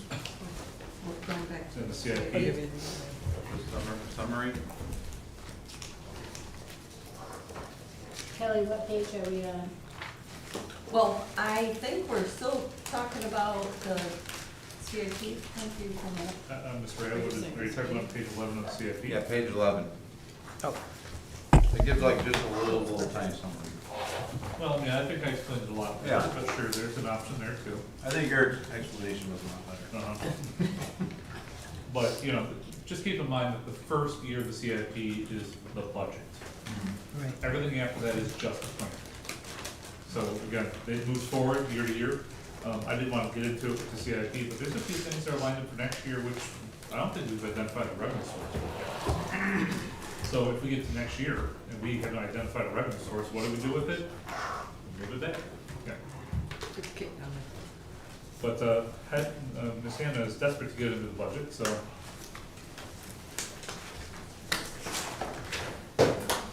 All right, so looking here, I just wanted to point out the general fund balance before we really get into the details. So a lot of times we'll refer to the fund balance and the level of fund balance. So although the city does not have a formal fund balance policy yet, it is in draft form and it's been given to Mr. Womack for review. The general recommendation is anywhere from 15 to 30% of expenditures. So for the fiscal year 26-27 proposed budget that is in front of you, the ending fund balance is projected to be $3.7 million, which is just over 30% of expenditures. So from a fund balance standpoint, the budget that has been presented to you is very fair. The use of fund balance is actually just under $100,000. You can see the city built up the fund balance to over $5 million, which was about 50%. That's relatively high. So the commission had adopted several budgets to actually use some of that fund balance that had accumulated. And now, Mr. Womack and I are of the opinion that we need to be using less of fund balance, because obviously if you keep using $1 million of fund balance, you're going to run out. And fund balance is important because that's your savings account, okay? So if something goes bump in the night, just like you have at home, right? You wanna have a cushion, so if the furnace breaks down, you're not having to go out and finance it, right? We'll dip into the savings account, and that's what fund balance is intended for. So any questions on the fund balance before I move on? What did you say the percent was again? I see the Government Finance Officers Association, they actually recommend a range anywhere from 15 to 30%. So the city is at the higher of that percent, just over the 30% is where we're at. Okay. And over the past several years, we have definitely been above that 30%. This is just showing a 10-year history. Those top two lines show the revenue and expenses over the last 10 years. In the big picture, the city budget hasn't really grown substantially. And then that bottom line shows the fund balance that had accumulated, and then we've used a little bit of it. But you can see that there's some years that the city added to fund balance, and then over the past couple of years have actually used the fund balance. So just giving you a snapshot of, what the picture has looked like over the last 10 years. Your tax dollars at work, right? And this was asked of me last year, and so the question was asked, the property taxes and income taxes that the general fund receives, what does the general fund spend that money on? And here's just a snapshot of, the different departments that money is spent towards. So just given, you know, a brief overview of how much is used for administration, which would be city manager, city commission, city attorney, finance, income tax department.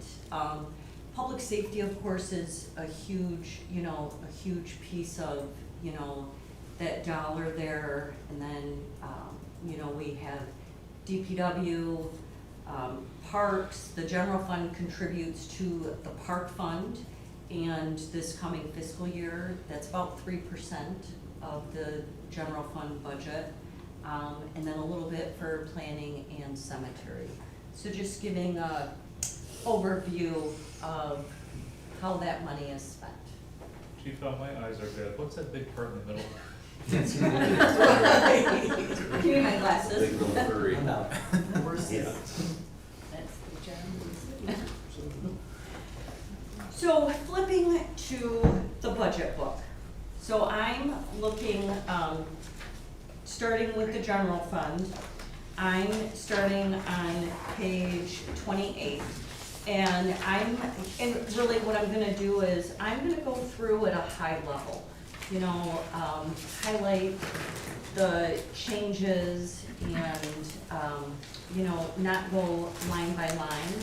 But as always, if you have a question, you wanna get into more detail in any particular department, line item, I'm more than happy to go into those details. So for the general fund revenue, the property taxes are going up just under 4%, which is good. Income tax, I'm not planning any significant increase in income tax revenue. Actually, about a 2%, and this current year, I'm projecting to be the same as last year. Go ahead. Sorry to ask a question right away, but would you say the real estate, the property tax, goes up about 4% every year? Or It has. That's about the average? It has been, yeah, the past few years have been better. There is a page in the summary, immediately before the general fund that shows a property tax summary, where 22 was almost 5%, and then the 2 following years were over 7%. Last year was almost 5, and then this year we're dropping down to just under 4. So really, it's really driven by the rate of inflation that is put out by the state of Michigan, because that limits the city on increasing the taxable value by the lower of the rate of inflation, or 5%. Because of what? Heavily, Because of what legislation? Proposal A. Thank you. There's some other things going on too, with property taxes, for instance, marijuana businesses. You know, there was a rush on marijuana properties a couple years ago where they were selling for double, triple their actual worth. Yeah. And they've kind of come back to reality. And so you're seeing some of these properties that were being taxed at, you know, what they could have sold it for a couple years ago, but are no longer worth that. So we're seeing less tax income because of that.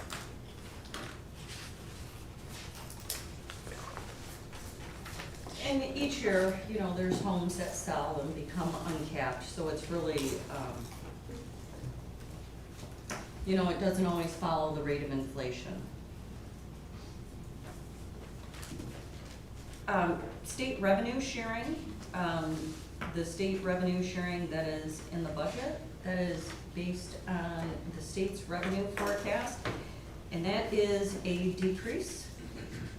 The state has indicated that that will be decreasing for next year, even with the public safety. Yes.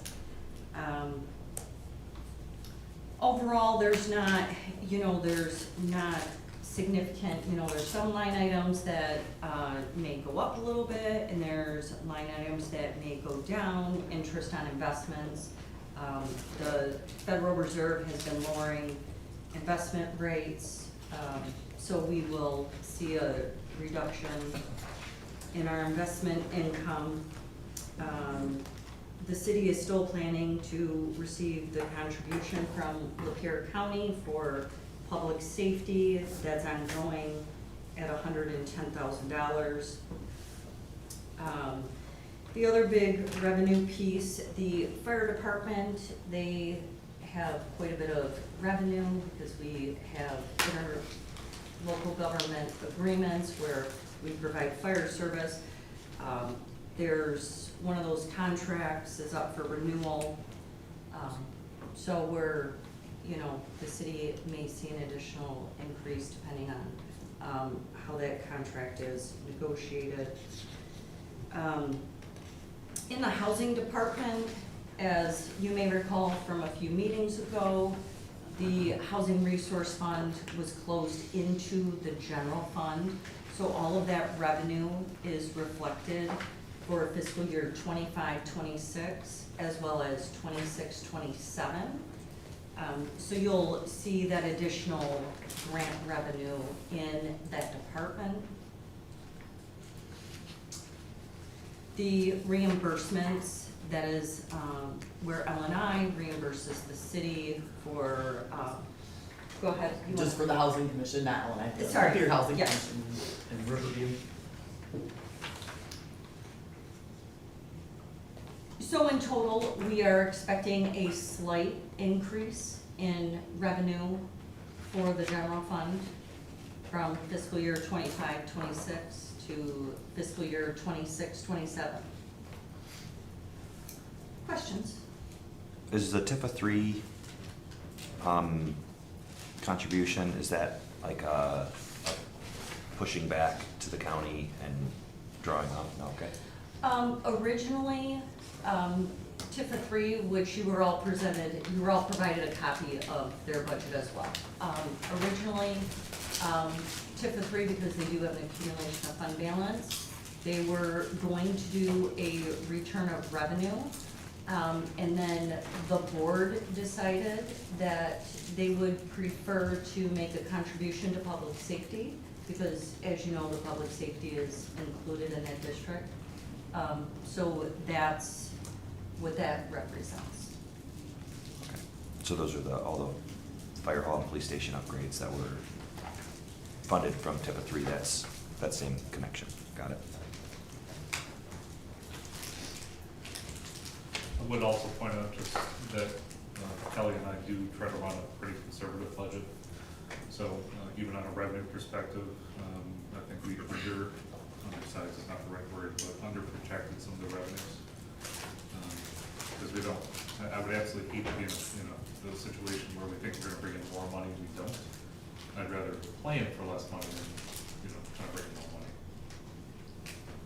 So it doesn't change anything from a planning perspective, but at the end of the fiscal year, I think you'll see that we're closer to the mark than the 100,000 we're projecting right now. Any other questions on the revenue? Brownfield, so the contribution from Brownfield has been stagnant or nothing? Correct. So the city was capturing on a brownfield, and that was paid in full here a couple years ago. And the city would receive an administration fee on that capture. And so since that capture ended, the city's no longer receiving that administration fee.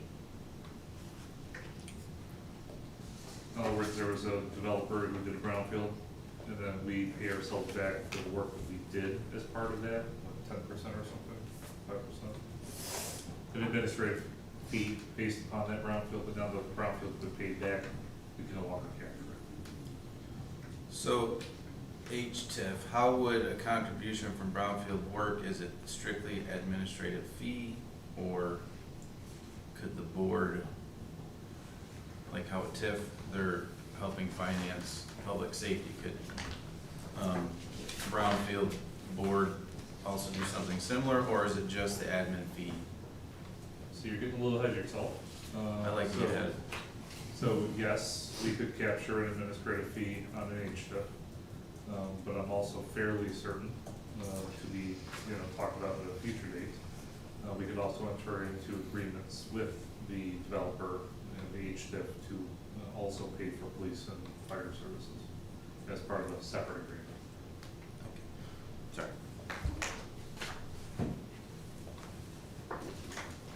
Any other questions on revenue? Okay. Moving on to the expenditures.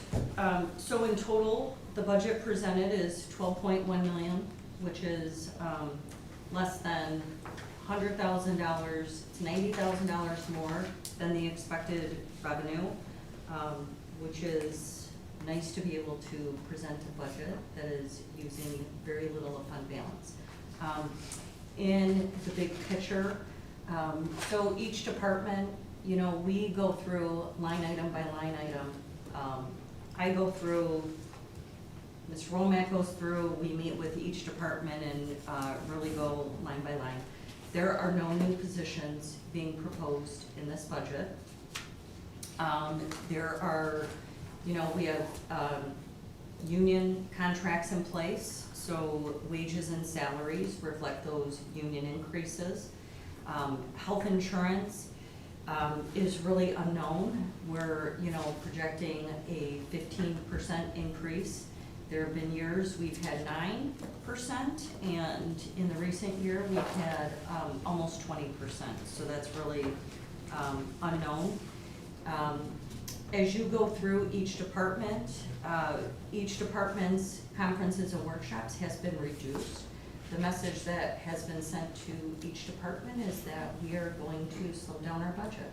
We are gonna look for ways that we can reduce costs, and so that may mean that the conferences and workshops that we've been going to have been scaled back, not eliminated, but they have been reduced across the board in an effort to, get expenditures more in line. I'll just add to that, if you look at the bottom of 31, the net of revenues and appropriations over the last, since 23-24, you're looking at 340, 570, 1,475, and 815 of deficit spending. And then this year, 91,000. I think that represents a lot of things, but I think it represents some hard work by Kelly Hanna, who I'll call her a math magician on this one, but also the department. As Kelly was just saying, every single year we go through literally every line of this budget. We do find ways to reduce those costs. I think that 91,000 right there really is more indicative of the revenue side, not the expenditure side. And considering we're still at 31% fund balance at the end of this budget year, the expected budget year, I think this is an excellent budget. But I'll let Kelly walk you through that. Okay. So again, I'm not gonna go line by line. I'm just gonna kind of flip through and probably just call out some items that are different. Otherwise, if we're just kind of staying status quo, I may flip over that, may skip over the department completely, but don't hesitate to stop me if you have a question. So starting with the City Commission, again, you will see that the conferences and workshops were also scaled back, not eliminated. Now, the commission, of course, can make a decision to change that. Ultimately, you adopt the budget and you have the authority to make changes. The America 250, you will see in community promotion, there is $15,000 budgeted in 26-27 for the city commission to use towards that project. Sorry, you said there's how much? 15,000 in community promotion. On page 33? Yes. Our right 26, side. 27 proposed budget column. Far right, The far right, 15,000. found it, thank you. I was struggling, I was on a struggle bus, I apologize.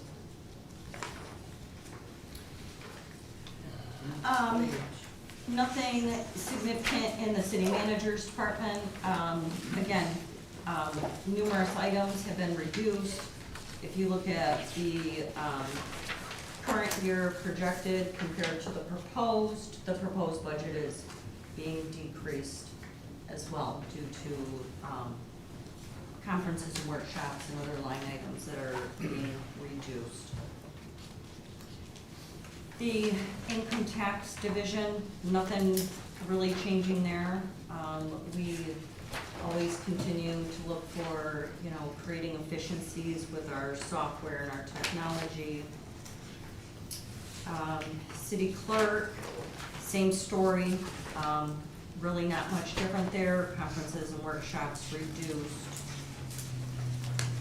Miss Hannah? Yes.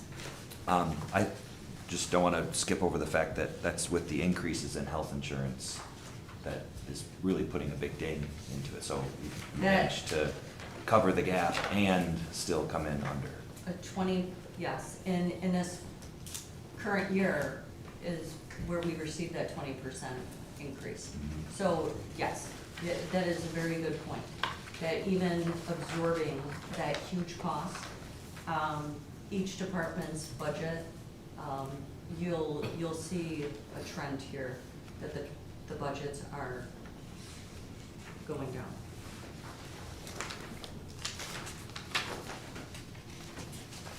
Board of Review, that's, for reviewing the appraisals, the assessments.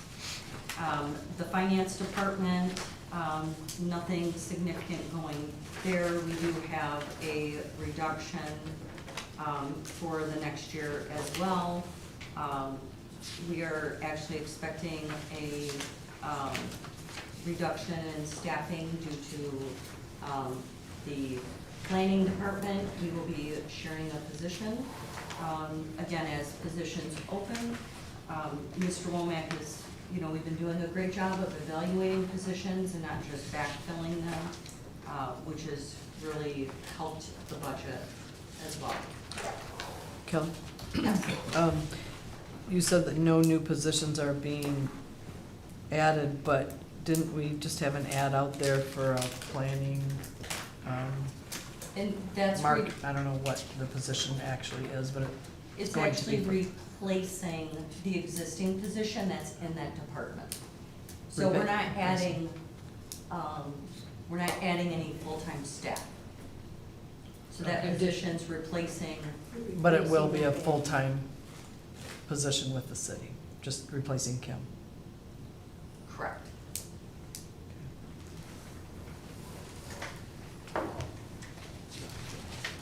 GIS and assessing, they really go hand in hand, and this is where you're gonna see a significant reduction due to the assessor retiring and the change that I had made to a contract position.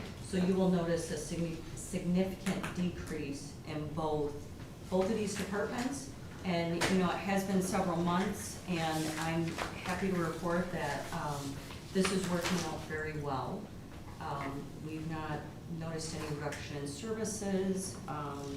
The contract seems to be going very well with the arrangement that we have. Now, the election department. Okay, this is the part that I'm gonna lie, because this is the one department that's going up significantly. But Ramona has a really good reason for it, because we have numerous elections that are expensive, 9 days early voting. This is a department that really is beyond our control, but that's really the reason for the increase, is because of the staff time and the workers that we have to hire for the state mandate. And we'll forgive her a little bit because she brought a lot of grant money last year. Yes. And this includes a change to bring the early voting back into this building, right? Yes, Like we you had have done. the August primary and the November general, because they're both state elections, require the 9 days of early voting, and it will be held here at City Hall. Mr. Atwood, did you have a question?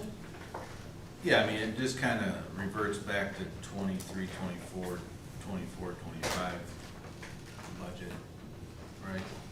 Correct. So it's- It's a I cycle. mean, yeah, it looks like an increase, but, From a couple years ago, it's No. actually decreased, right? right.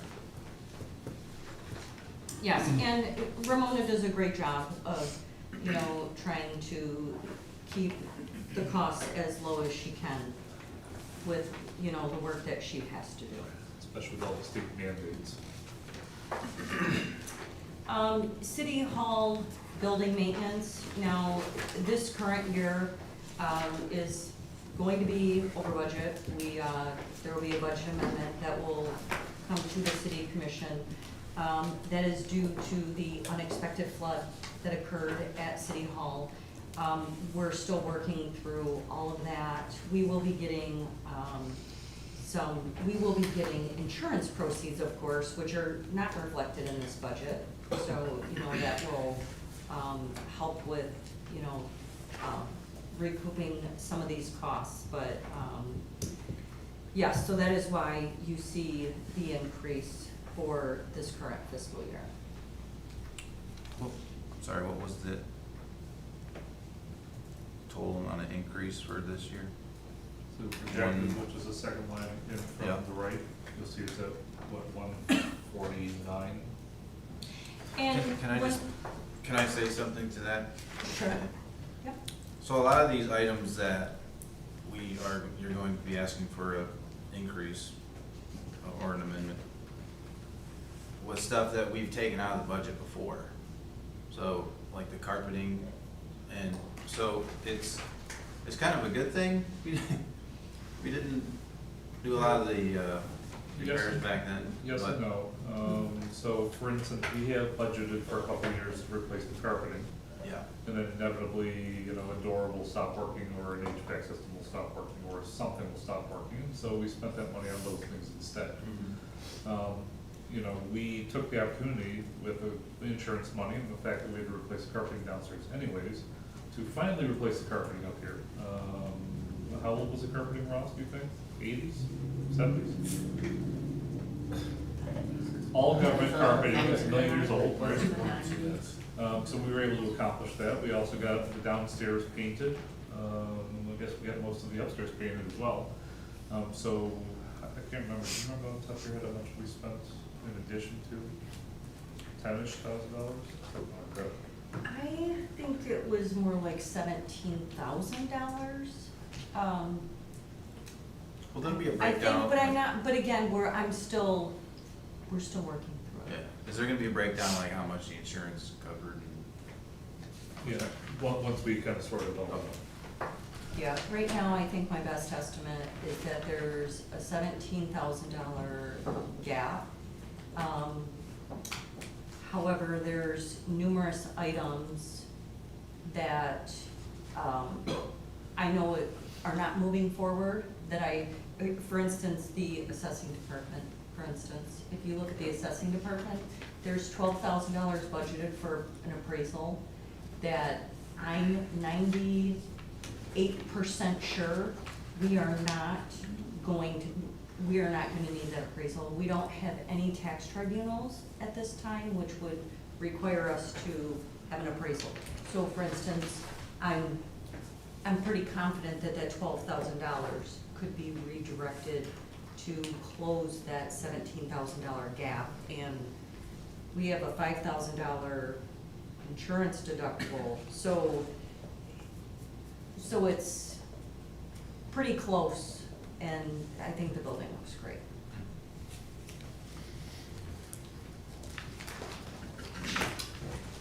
City attorney, not a whole lot of changes here. You know, this is based on the activity.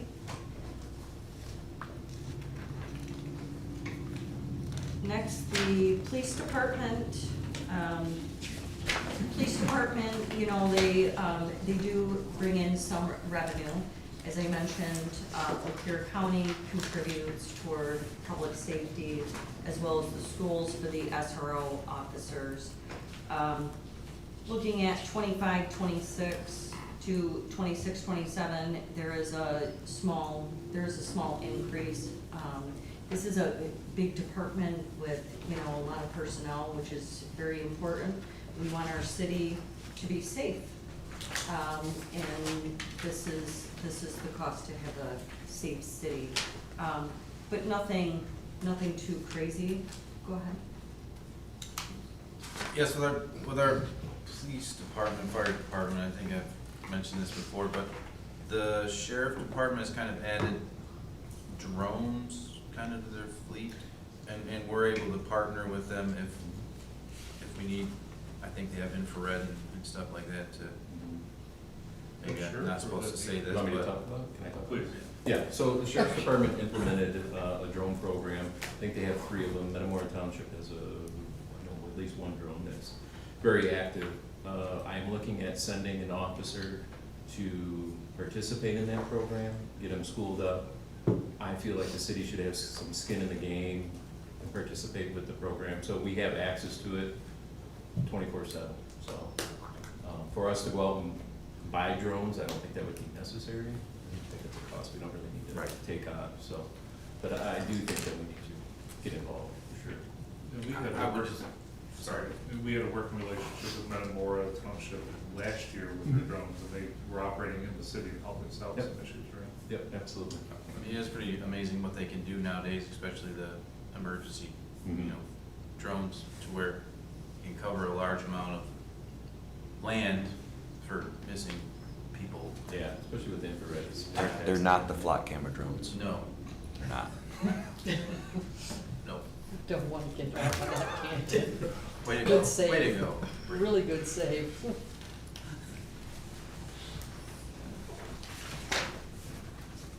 Okay. I guess that would just raise that question, is flock cameras are not on the budget for this year. That's okay, I don't see him. I don't see them on there.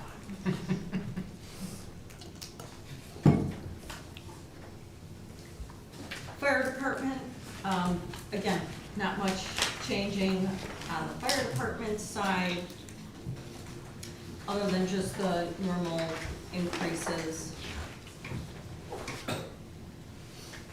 Department of Public Works, you'll see the same story here. You know, when it comes to this department, the group of guys that work in this department, you know, we really have a great crew. So when you look at City Hall and you see the increase costs, that's because they were working in that division. If we have a really bad winter, you're gonna see this department, their expenses will be lower for salaries and wages, and then you'll see the increase in major and local roads. So it is difficult to predict what the personnel cost will be for this department, because of course we you know, it's our best guess, and it's based on history. You know, these guys also cross-serve into water and sewer. So they're, you know, this department, I just wanted to point that out, that you will see ups and downs, and it's really based on where they're working. Housing department, the one big change there is really just incorporating the housing resource fund, which I think was really the smart move for the city to do, and I appreciate you approving that.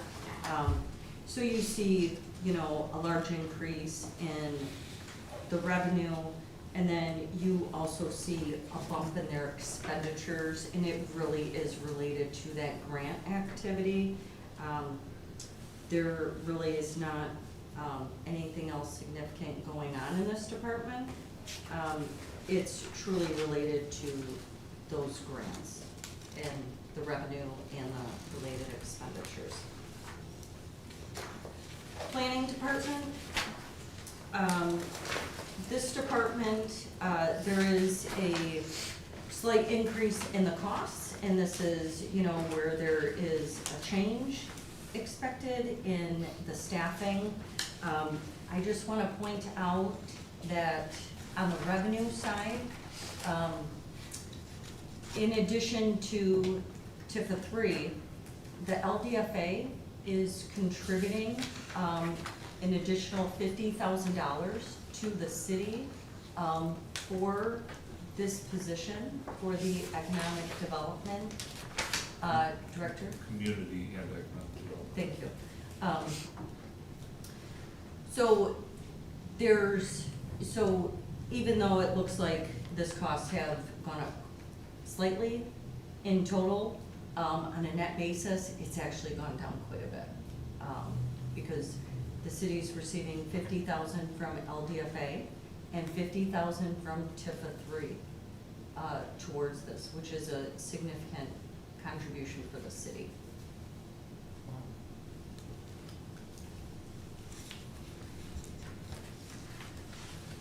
Contributions from component units on page 74. This is where you really see the jump. Again, TIFA 3, you know, there's the economic development, the contribution to public safety, and then you also see the increase of the contribution from the LDFA. And all these boards, they have adopted all of their budgets. So those boards have reviewed their budgets and they've already formally adopted them. The city commission still needs to adopt their budget, which I like to request that that be done the same time the city adopts the city's budget. The appropriations under the contributions, that is for the 425 agreements that the city has with Alba, Lapeer, and Mayfield. That is the contribution per those agreements that happens every year. Transfers in and out. There are no estimated transfers in for this coming 26-27. On the transfers out, just want to point out that, you know, I'm going to shout out to Rodney. Rodney's done a great job with his budget. You will see that there's a significant reduction in the contribution to the park fund. Ronnie has really taken a look at his department, which has, you know, helped the city be able to reduce that contribution. You'll notice the transfer to the local street fund is not included in the 26-27 budget. Now, related, the state has made a lot of changes, and I don't know how familiar everyone is with the neighborhood road fund that the state is creating. The city is projected to receive $382,000 this fiscal year, this current 25-26 fiscal year for roads. Next year, $477,000. The following year, $527,000. That's new revenue for the city's roads. So knowing that the road funds are going to be receiving this influx of funds, we didn't believe that it made sense to continue that contribution of the general fund to the local road fund. When we get to the local road fund has a healthy fund balance. You know, we just paid for First and Second Street, and that fund balance is just under $1 million. With First and Second paid for already? Correct, and that was paid cash, yes. First and Second Street, those projects were paid with cash out of the local road fund. So it was my recommendation that we not continue that contribution. That's not to say that if there's a project, that the city commission can always decide to contribute additional funds from the general fund to that project. Yes. And also just thinking through our use of special assessments would be related to that also. Yes, and the special assessments were not charged on either one of those projects. But you can see why one of the reasons we haven't developed or formulated a new policy is because of all these changes that we see coming from the state. Yes, and the state is, they have not specified the split of that money. For instance, if so much needs to go to major roads, so much to local roads. I've actually communicated with MDOT to ask them, what their plan was, and they don't even know at this time.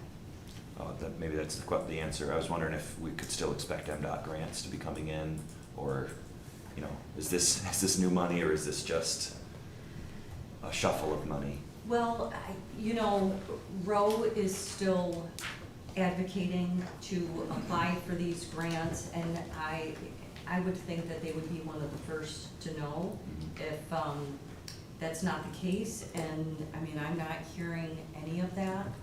I know that they've, I think that's part of the reduction in the state revenue sharing that we're seeing in the general fund, is that the state has shifted money. They increased the marijuana tax, and part of that increase in marijuana tax is creating this new neighborhood road fund.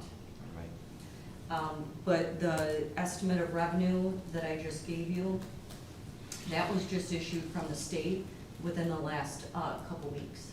That's pretty fresh news from the state, and those are the state's estimates. I have a question about that local road fund, or local street fund. You mentioned that there's just under $1 million? Yes. Okay. In 23-24, there was a projected project that was unfortunately never followed back up on, and I think it had a significant estimate attached to it. There was some conversation about holding that money for that project at a later date. It was supposed to come back around to the commission, and it never did. And I'm wondering how much of that, if any, are the funds from that particular estimated project in 23-24 for, it was a couple of roads. I think it's Old Carriage and Old Farm Lane. So I do recall the city had a project budgeted for that area, and the project did not move forward. So when it comes to the local road fund as well as the major road fund, they receive their funding primarily from Act 51, which is the Department of Transportation for the state. And for instance, the general fund has been contributing to the local road fund for, I think, for 20 years, about 20 years, and just making an annual contribution for the past 20 years. Couldn't find any resolution that the commission said this was to be done. However, because that money has been transferred into this fund, that money cannot be transferred out of that fund. The state of Michigan has very specific rules when it comes to major and local roads. And once the money goes in, you can't make the decision that you're gonna pay the general fund back that money.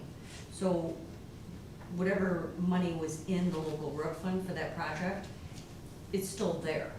It's not restricted for any particular road or project. So you just said that we've put money in from the general fund for 20 years, and this will be the first time in 20 years we're not contributing? Correct. but because of this new street fund. Right, which is double what the general fund, would be contributing. You're correct, correct. Now, the city commission can, again, we're using $90,000 of fund balance. The commission, can modify this budget to include that transfer of 190,000, and the general fund balance would just go down by an additional 190,000. So that's a decision that you can make. But once the money goes into there, You can't, Not you going cannot So- transfer it back. So with the estimated $400,000 increase that we're gonna see in the road fund, we thought it was appropriate to take the 190 that's being contributed by the general fund now, keep in the general fund, and then at a later date, if there's a project that needs the money, we can still at that point move the money from the general fund to the local street fund. So you said this year we'll get 382, and for sure that's a done deal, we got it, it's coming? Or No, we do they're not, talking we do not about? have the money. I'm more than happy to forward the announcement from the state, that shows what each community will be receiving over the next 3 fiscal years. The 382 is expected this current fiscal year 26.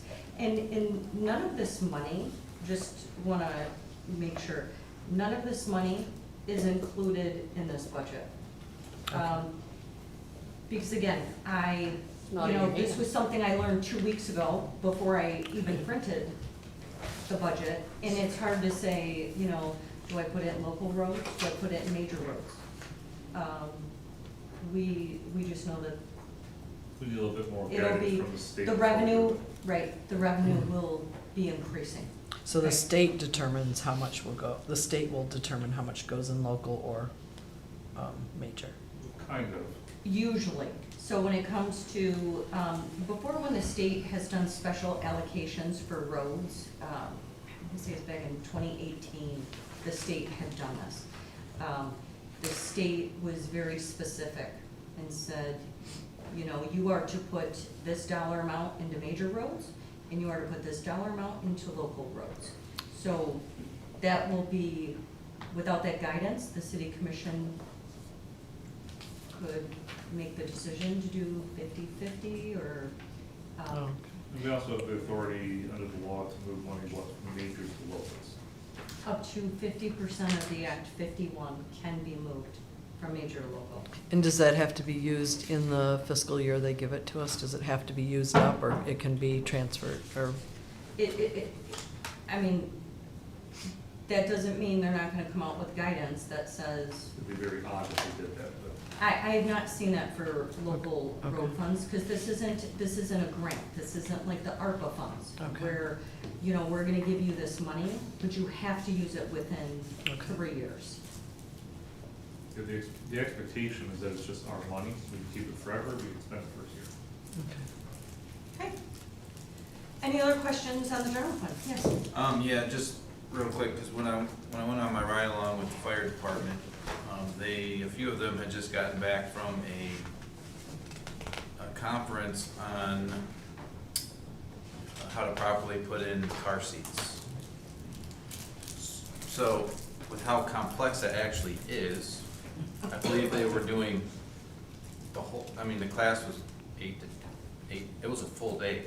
40-hour class. Yeah, 40-hour class, so, and then we in turn For a car allow our residents or whoever may want to come and make sure that their car seat is in safe, right? Correct, we did 5 last week, actually. So I guess my point is, can I ask you or the staff, so with the minimizing of the conferences and workshops, laws are always constantly changing, does the staff feel adequate that they will have enough funds in their fund balance to obtain the correct conferences and workshops that they need for proper training? And the reason why I ask is when you take away conferences and workshops, it's hard to put the money back in, I guess, than when you take it out. We get your point. I always am told to never take, well, I can't say never, but always leave the money in there for conferences and workshops. So we get your point. Obviously, you guys just went to CapCon where you guys learned stuff. Right. I learned stuff at every conference I go to, and more than learning stuff is the connections you make. Because there's virtually nothing that we do that hasn't been done by somebody else before, right? So if I have a major problem, I call one of my buddies that I met at the last conference and say, hey, have you been through this? You know, what, can you walk me through it? You're absolutely right. Conferences and workshops are very important. But we did make the decision early on in the process, because we're being very conservative with this budget, that we didn't want, both from the commission perspective, which is a much more learning perspective than the general public, we didn't want the general public looking at us going to conferences in a very conservative budget and thinking that was a frivolous expenditure. You guys understand that it's not the case, but we did want the public to understand that we weren't having our, you know, our own wallets. We're not going on, I don't know a good term for it would be, some kind of trip where we're, you know, drinking and doing horrible things. We go for the education aspect of it. So what we did was we pared down all the expenditures from the conference budgets. And, you know, there are conferences that are more important than others. And if my staff comes to me and says, hey, Mike, there's this one conference where we're learning how to do this really super important thing, we will absolutely look for ways to pay for it, including up to coming to the commission and asking for a budget comment. Yeah, I just want to make, you know, it is very important, what you said, and I want to make sure that, you know, if there is something, like you said, that's of grave importance and they need to be there, then obviously, hopefully, we can make the appropriate adjustments. I just have a point of clarification, because you were talking, which budget are you talking about that we're removing conferences and workshops? Because I'm looking at I think I'm looking at the fire. We're not really removing, we're just reducing, across all departments, I guess, conferences and workshops. There are budgets in each category. I mean, I'm not seeing a huge reduction here. I see that we projected activity for 25-26 for 9,000. Our actual activity was 7,781, and our proposed budget for 26-27 is 8,000. Which categories? For fire. This is for fire department and conferences and workshops. Yeah. So I know that you guys have reduced some in some other areas. I think the most significant reduction was in the city manager's category specifically. But in fire, which is what we're talking about right now, it just doesn't look that significant. In fact, it's still above what our actual activity is for this budget, 25-26. So I'm not sure it's going to be a concern. The activity goes only through 3/17, so it could be, in the fiscal year is July. Right, so June 30. yeah, we have a couple more months to go. So then And we're projected for 9,000. And then next year's budget is 8, so it's a reduction, but only of 1,000 from where, but then if you look at 23-24, they were well above that, and then 24-25 less than that. Yeah. I agree that you know, fire is one of those although using the car seats was maybe not the best lead-off example for that, but we want our fire department Just imagine. really well trained. That's like learning how to fly a spaceship. It takes you 40 hours. I did not know that you could do a class for, yeah. Yeah, not only that, it's a 40-hour class, and that does not include the 8-hour rally that you have to do to install X amount of types of different car seat manufacturers and everything. That's to get certified? Yeah, it's a huge undertaking. There's only a handful of technicians in the whole county. I guess the question is just we're not taking the money out specifically for the fire department. We've reduced it a little bit. But Mr. Womack, there's ways to ensure that they get the conferences and the training that they need if it needs to exceed budget. Absolutely. Yeah. Chief O and I see each other usually on a daily basis. So if there's something important to the staff, we'll look for ways to pay for it. But this was a budget-wide thing.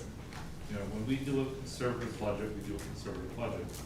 Something I know that this handout does is instead of sending 2 or 3 persons to a conference, you send one and they bring back the material and they share that material with the other people who probably could have gone instead, right? So you don't need to send 3 people to learn the thing. You could have one person bring the material back.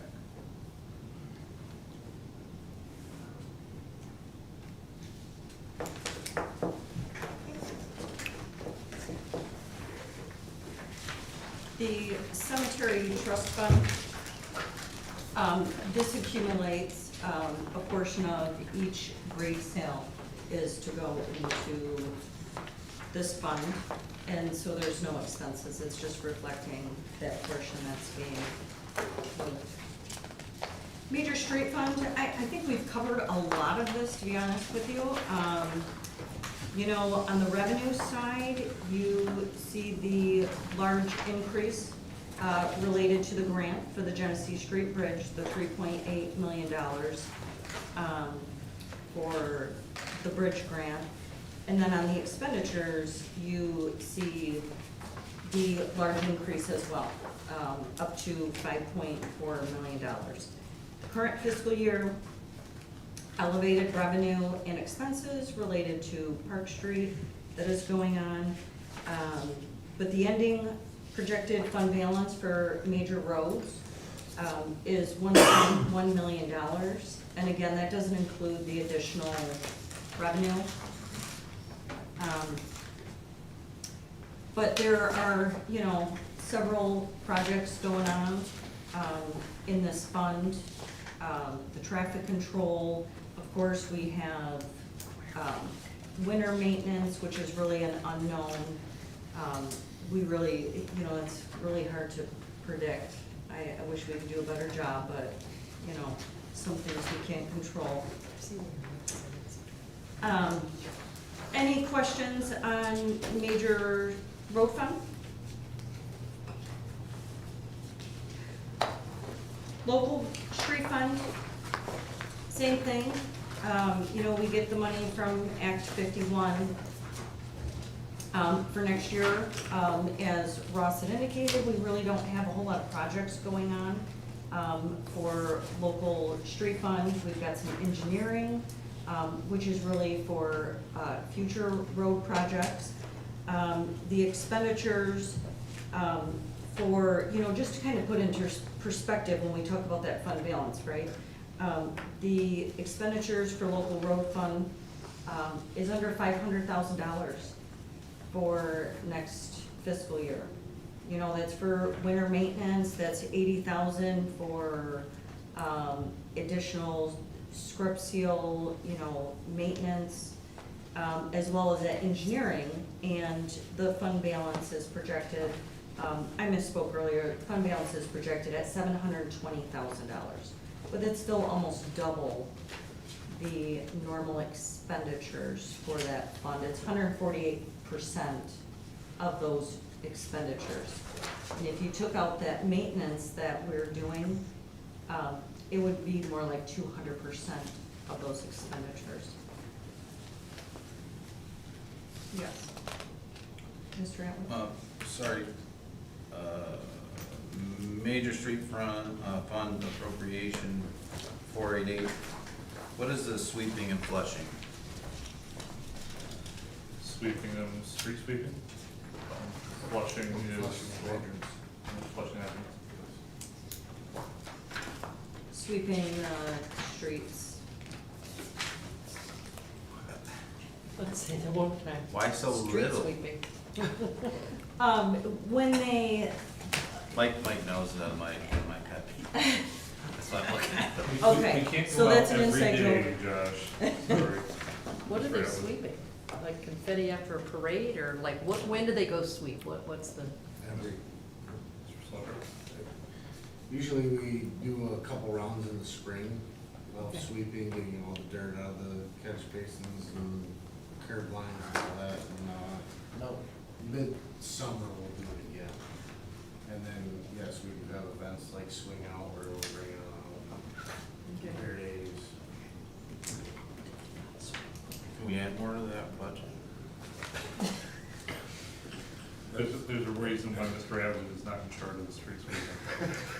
Can he drive the Hey, truck? we get the term curb appeal from what? What our How curbs did look the like. curb appeal? Sorry. You know, we have this conversation. Moving on. Okay, moving on to the park fund. Two a day, two. No, I'm still stuck on the streets again.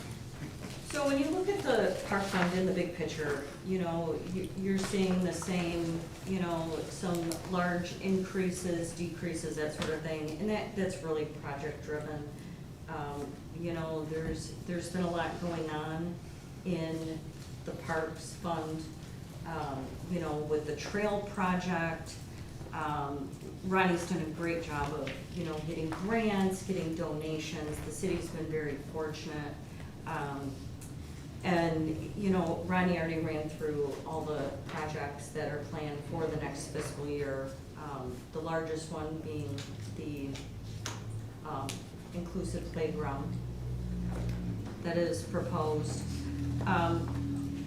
Ronnie's also, you know, the fee schedule is also part of the budget package as well. And, you know, Ronnie's done a real good job of, you know, looking at other communities and make sure that, you know, what we're charging is fair, and, you know, making sure that we're recouping the costs, although, you know, as we look at the dollar up there, you know, it's not recouping all the costs, but again, you know, we're giving our taxpayers a great park system and community center for the taxes that they do pay for the city. You know, we have many trails.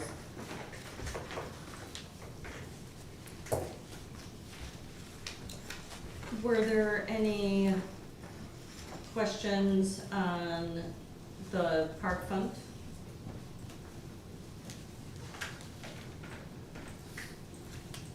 Okay, cemetery.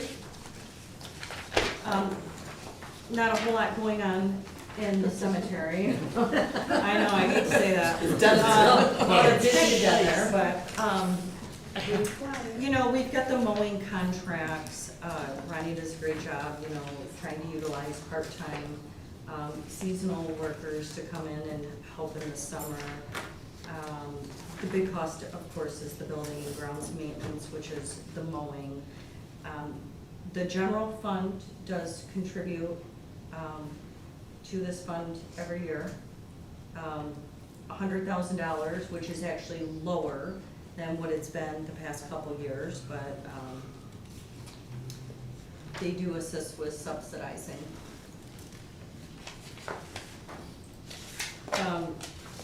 So the youth mini grant, this is giving you a sneak preview to next week's agenda.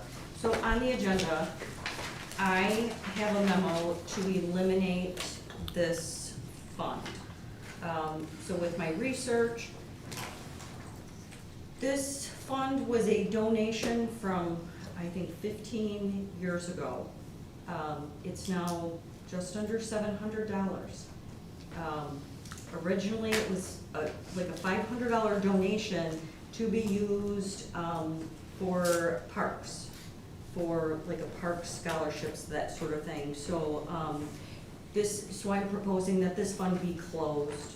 There's really not a need to continue this, and the money will be transferred to the park fund, which Ronnie will make sure that, you know, Ronnie does a great, you know, lots of great things for the community, and it's not a significant dollar amount, but that makes the most sense. It really doesn't make sense to keep this fund open.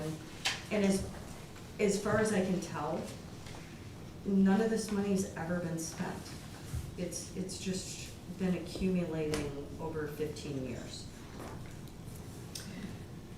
The building department fund, not a whole lot to say about this fund. It's, you know, Matt's done a great job keeping this fund in line. You look at the history, and the use of fund balance is $2,600. I mean, it's coming pretty close to breaking even. You can't see it on the history here, but before 23, 24, there was a year that, you know, the department had some really large building permits come in, and So fund balance had accumulated. But this fund is really intended to be self-serving, which it has been self-supporting. The general fund is not contributing, and, you know, Matt reviewed the building department fees and making sure that, you know, what we're charging is fair and reasonable. And the department is, self-supporting. And if I could just point out, since the building department doesn't have a CIP, Matt's, I think, the only person here who hasn't said a single word tonight. So I guess, Matt, do you have anything you'd like to add as part of this? No, I mean, in case you guys are wondering, we didn't change any of the fees at all. We added a couple that we didn't have, that we found that were missing. One of them was $50, one was $17, one was $9. They're very minor. Other than that, we basically reworded how it was, so it was simpler to read. That's all we did. This year, the rate from last year. Yeah, someone had mentioned to me that our, I think it was our tap-in fees can be fairly expensive. They always think tap-in fees are too expensive. One of the things I always tell all my departments every single year is for any of their major fees, I want them to cross-compare us to comparable communities. I have the same complaints here. Oh, your tap-in fees are too expensive. It's just what they say. So, Mr. Slusher, have you cross-compared us to other communities and tap-in fees? Yes, oh yeah, definitely. We did it, we've done it the last 3 years, actually. Compared. I think we're on the lower side, if I recall, for tap-in fees. So if you'd like us to We're in the increase it, middle. we can do that.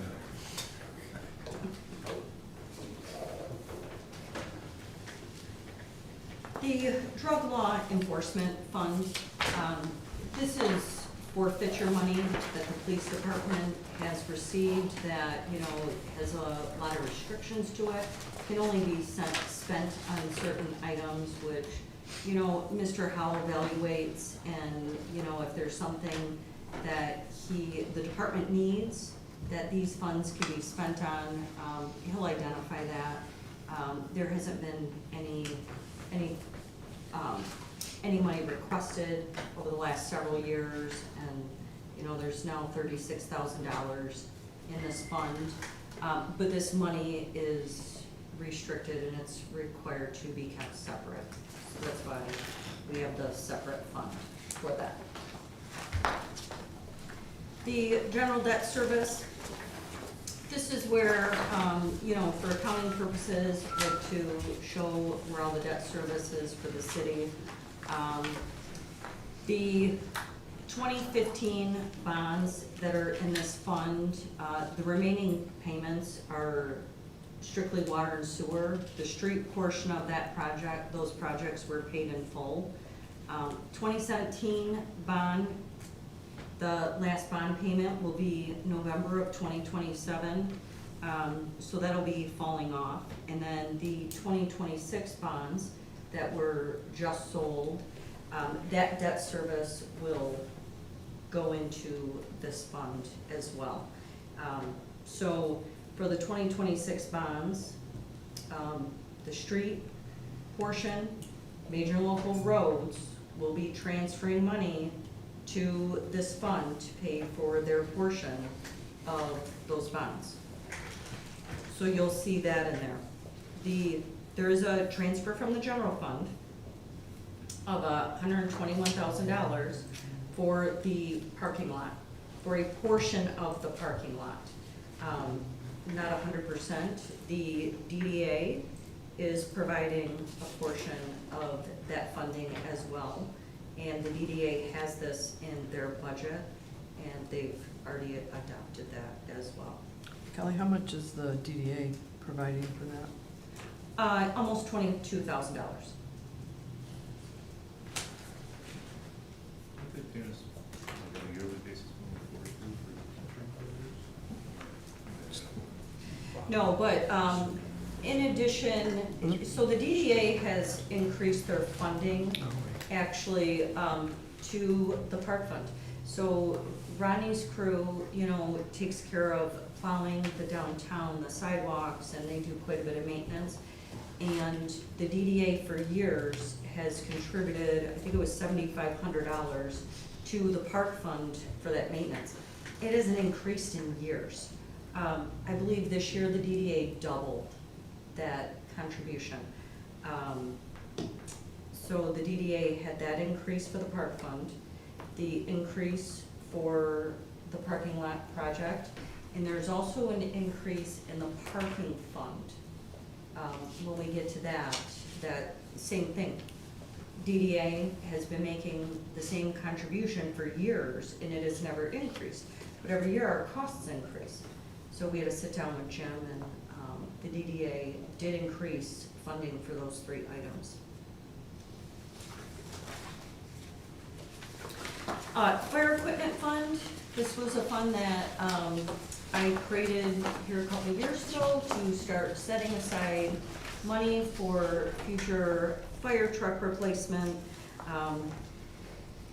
You know, I've talked to the chief that if, you know, in the event that they're not able to obtain that grant and they have to replace those, the self-contained breathing apparatus, this may be where we go for that funding. The LDFA, it is in their plan to contribute toward fire trucks. And so they have committed to continue that contribution, and we're setting aside that money. Due to the general fund, that contribution from the general fund is not proposed for 26-27. Now, as we go forward and, you know, the general fund has additional money, we will look to change that in the future. Ms. Hanna? Capital, Ms. Hanna? yes, I think I saw it, but I just have the question. Is Tifa no longer contributing to the fire? Just the LDFA? just the LDFA. Okay. Had Tifa ever contributed to the fire truck? I About 3 refunds? don't, they may have done a return to revenue when we needed to pay cash for, the fire truck, the $1.1 million fire truck that we prepaid a couple years ago. I believe that they refunded. They may have refunded, Okay. but it is not specifically in their plan for that, so that's not included. Capital Improvement Fund. Again, we've already talked about all of these projects in quite detail. This fund is really meant to, you know, show all of those projects in one place. It receives its funding from grants as well as the general fund. And TIFA 3 is also contributing to some of those projects. So you see a small piece in here for the revenue from TIFA 3. But otherwise, these are all the projects that we've already gone over. And really, there's no reason for the city to maintain a fund balance in this fund, but, you know, we do have an ending fund balance of just over $100,000.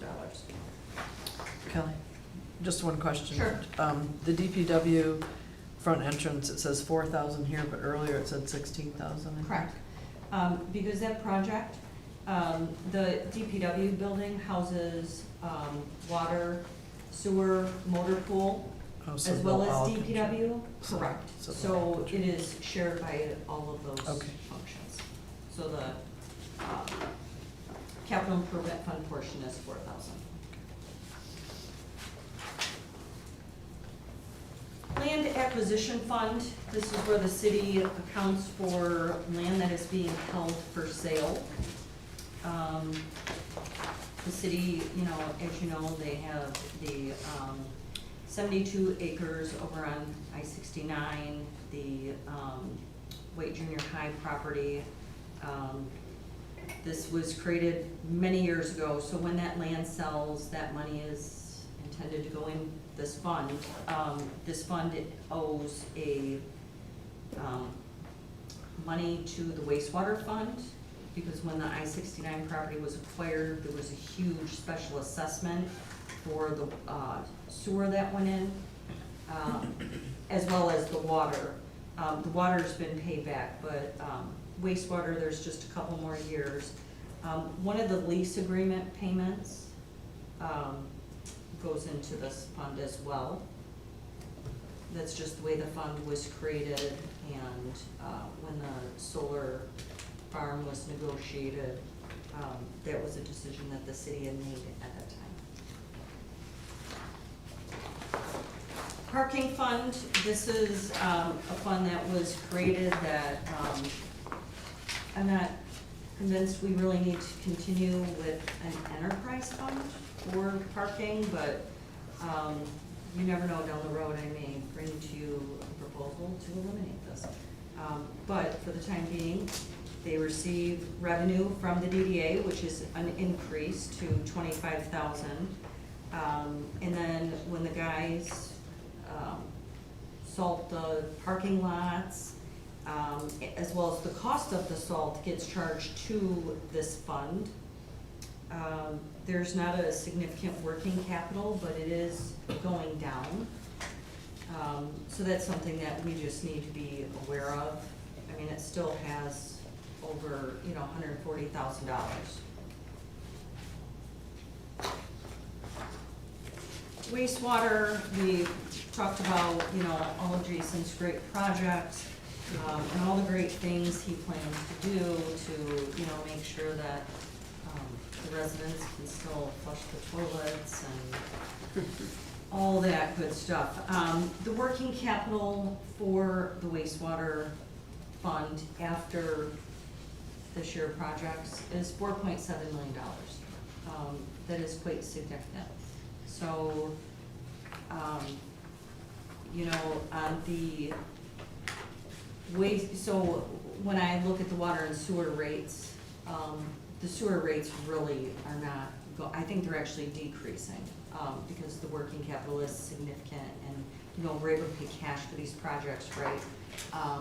So it's something that I monitor every year, just to make sure that, we're not raising the rates too much, but at the same time, we don't wanna be taking on a bunch of debt, which long-term is not good for, the city either.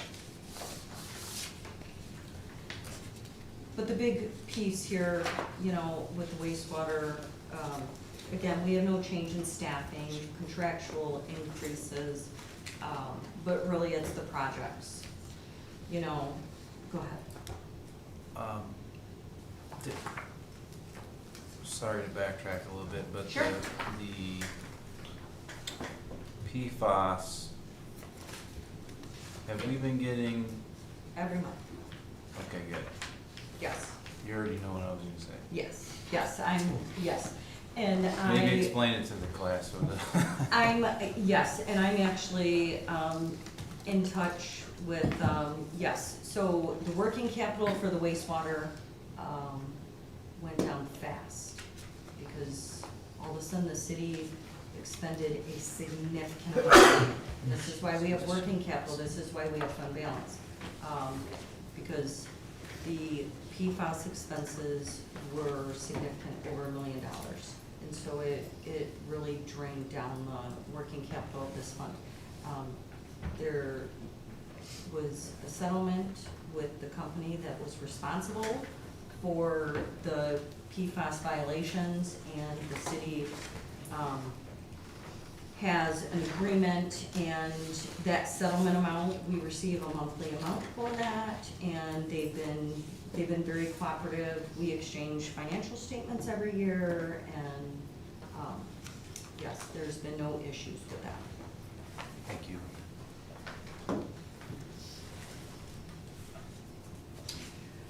The water fund,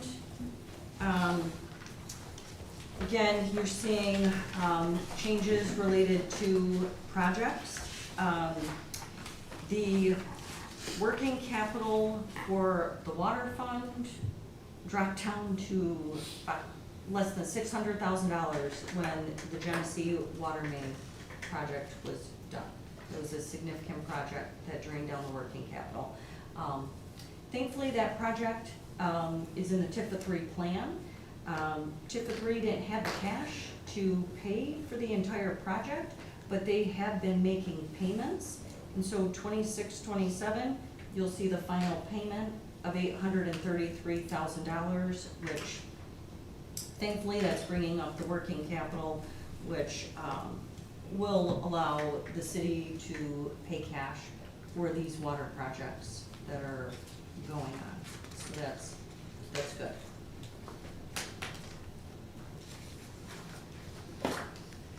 So other than the capital projects, there's really not a whole lot of significant items going on in the water fund. There were, on First and Second Street, there was significant water work done. Park and Pine, the project out here, there's water, there's a piece of water main that's being charged here as well, and which is not part of the bond.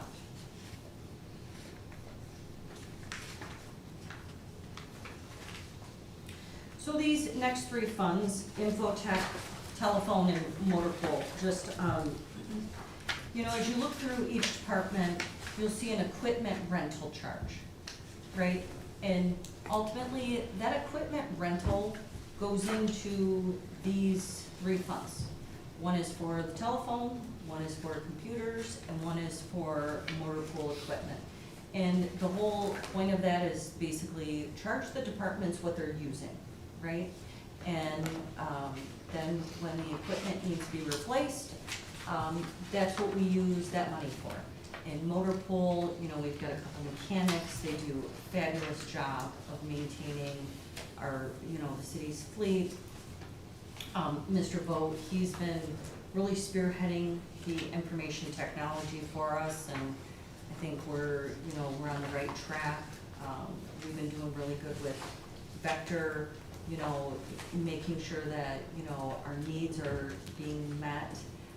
The city did receive a grant for cybersecurity that you will notice in the Information Technology Fund. A portion of the Homeland Security Grant for 26-27, it'll be $70,000. So part of the work that Vector has been doing for the city, we're actually gonna shift,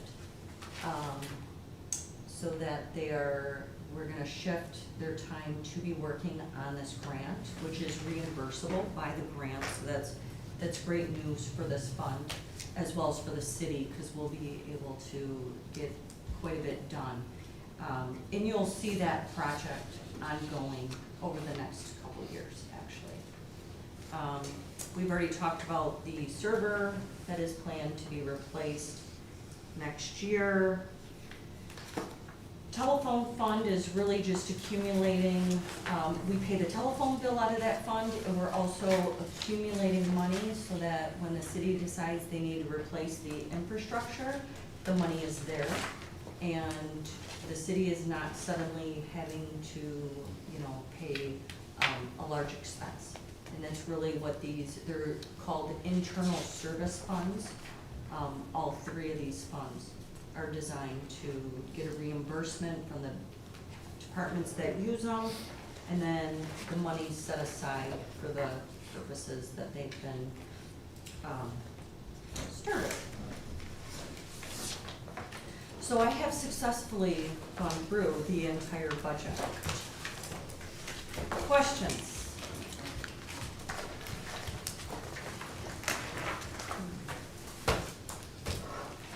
So they're all ready to vote to approve this one.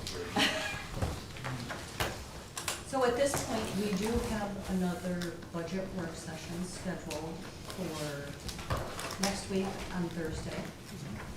That's in if needed. That is if needed, so that would be a question for the commission. Do you feel that you need another budget work session to go over the budget further? What is your pleasure? We could also do it by email, we could do it by stopping by, we could do it by telephone, we could also do it at regular meetings. Is there more to be covered? Is that the point? I mean, are you saying there is more to be covered, or is it up to us that we need to have deeper information? I have covered the entire budget with you this evening. Every single fund I have gone through. So if you need another budget work session where you wanna go into any of this in more detail, or you need additional information, it would really be at your request. This is our opportunity to change it if we need to, I think is the point that I would want to communicate with you, Mr. McCarthy. If there's things we want to change, we have to do it together Right. in a So- meeting. So it would be at that meeting that we would discuss changes versus tonight, or do we stay? I mean, I don't care, I'm just asking. That's up to the commission on what you prefer. I'll be the first one, because it's who I am. I would like time now to digest it, because there are questions that I wanna bring back and just clarify. And so I don't feel like I can go through tonight and ask all those. I'd like to digest all of it now and, That's kind of what we expected, which is why we had the second one set up. I'm just saying, if at the end of this week, you're like, hey, you know what? Kelly did a great budget, we don't need to change anything, then we don't hold the second session, and then you guys can have some minor discussion at a regular meeting and approve it. But that's kind of up to you guys. Our deadline is, Ramona, what is, Second meeting in May, I think, first meeting in May. how much notice do you need to cancel the meeting? Let's make sure that we're all on the same I page. haven't posted that one, and it's a special meeting, so You need to post it within 18 hours, I but need if to you can post within 18 hours. cancel it up until the meeting, I think, right? Correct. Okay, so at this time, we will plan to be back in here 5:30, 5:30, yes. next Thursday. But we also have a regular We meeting have a on regular Monday. meeting Monday. Yes, at 6:30. 6:30, okay. I just have to make sure I read this book and not rely on this, because And, you know, I write it down. in years past, what the commission has also done, just throwing this out as an option, is that they've started their regular meeting an hour early to have a budget work session before the meeting. So if that's something maybe you want to do for Monday, to just have time, instead of having 2 meetings next week, I don't know if that's something you want to consider. what's gonna be on the agenda and how full will that be? Because that will determine. Well, I only have one. if you don't remove anything from the consent agenda, it's not that hard. I thought that last week. I have a few questions.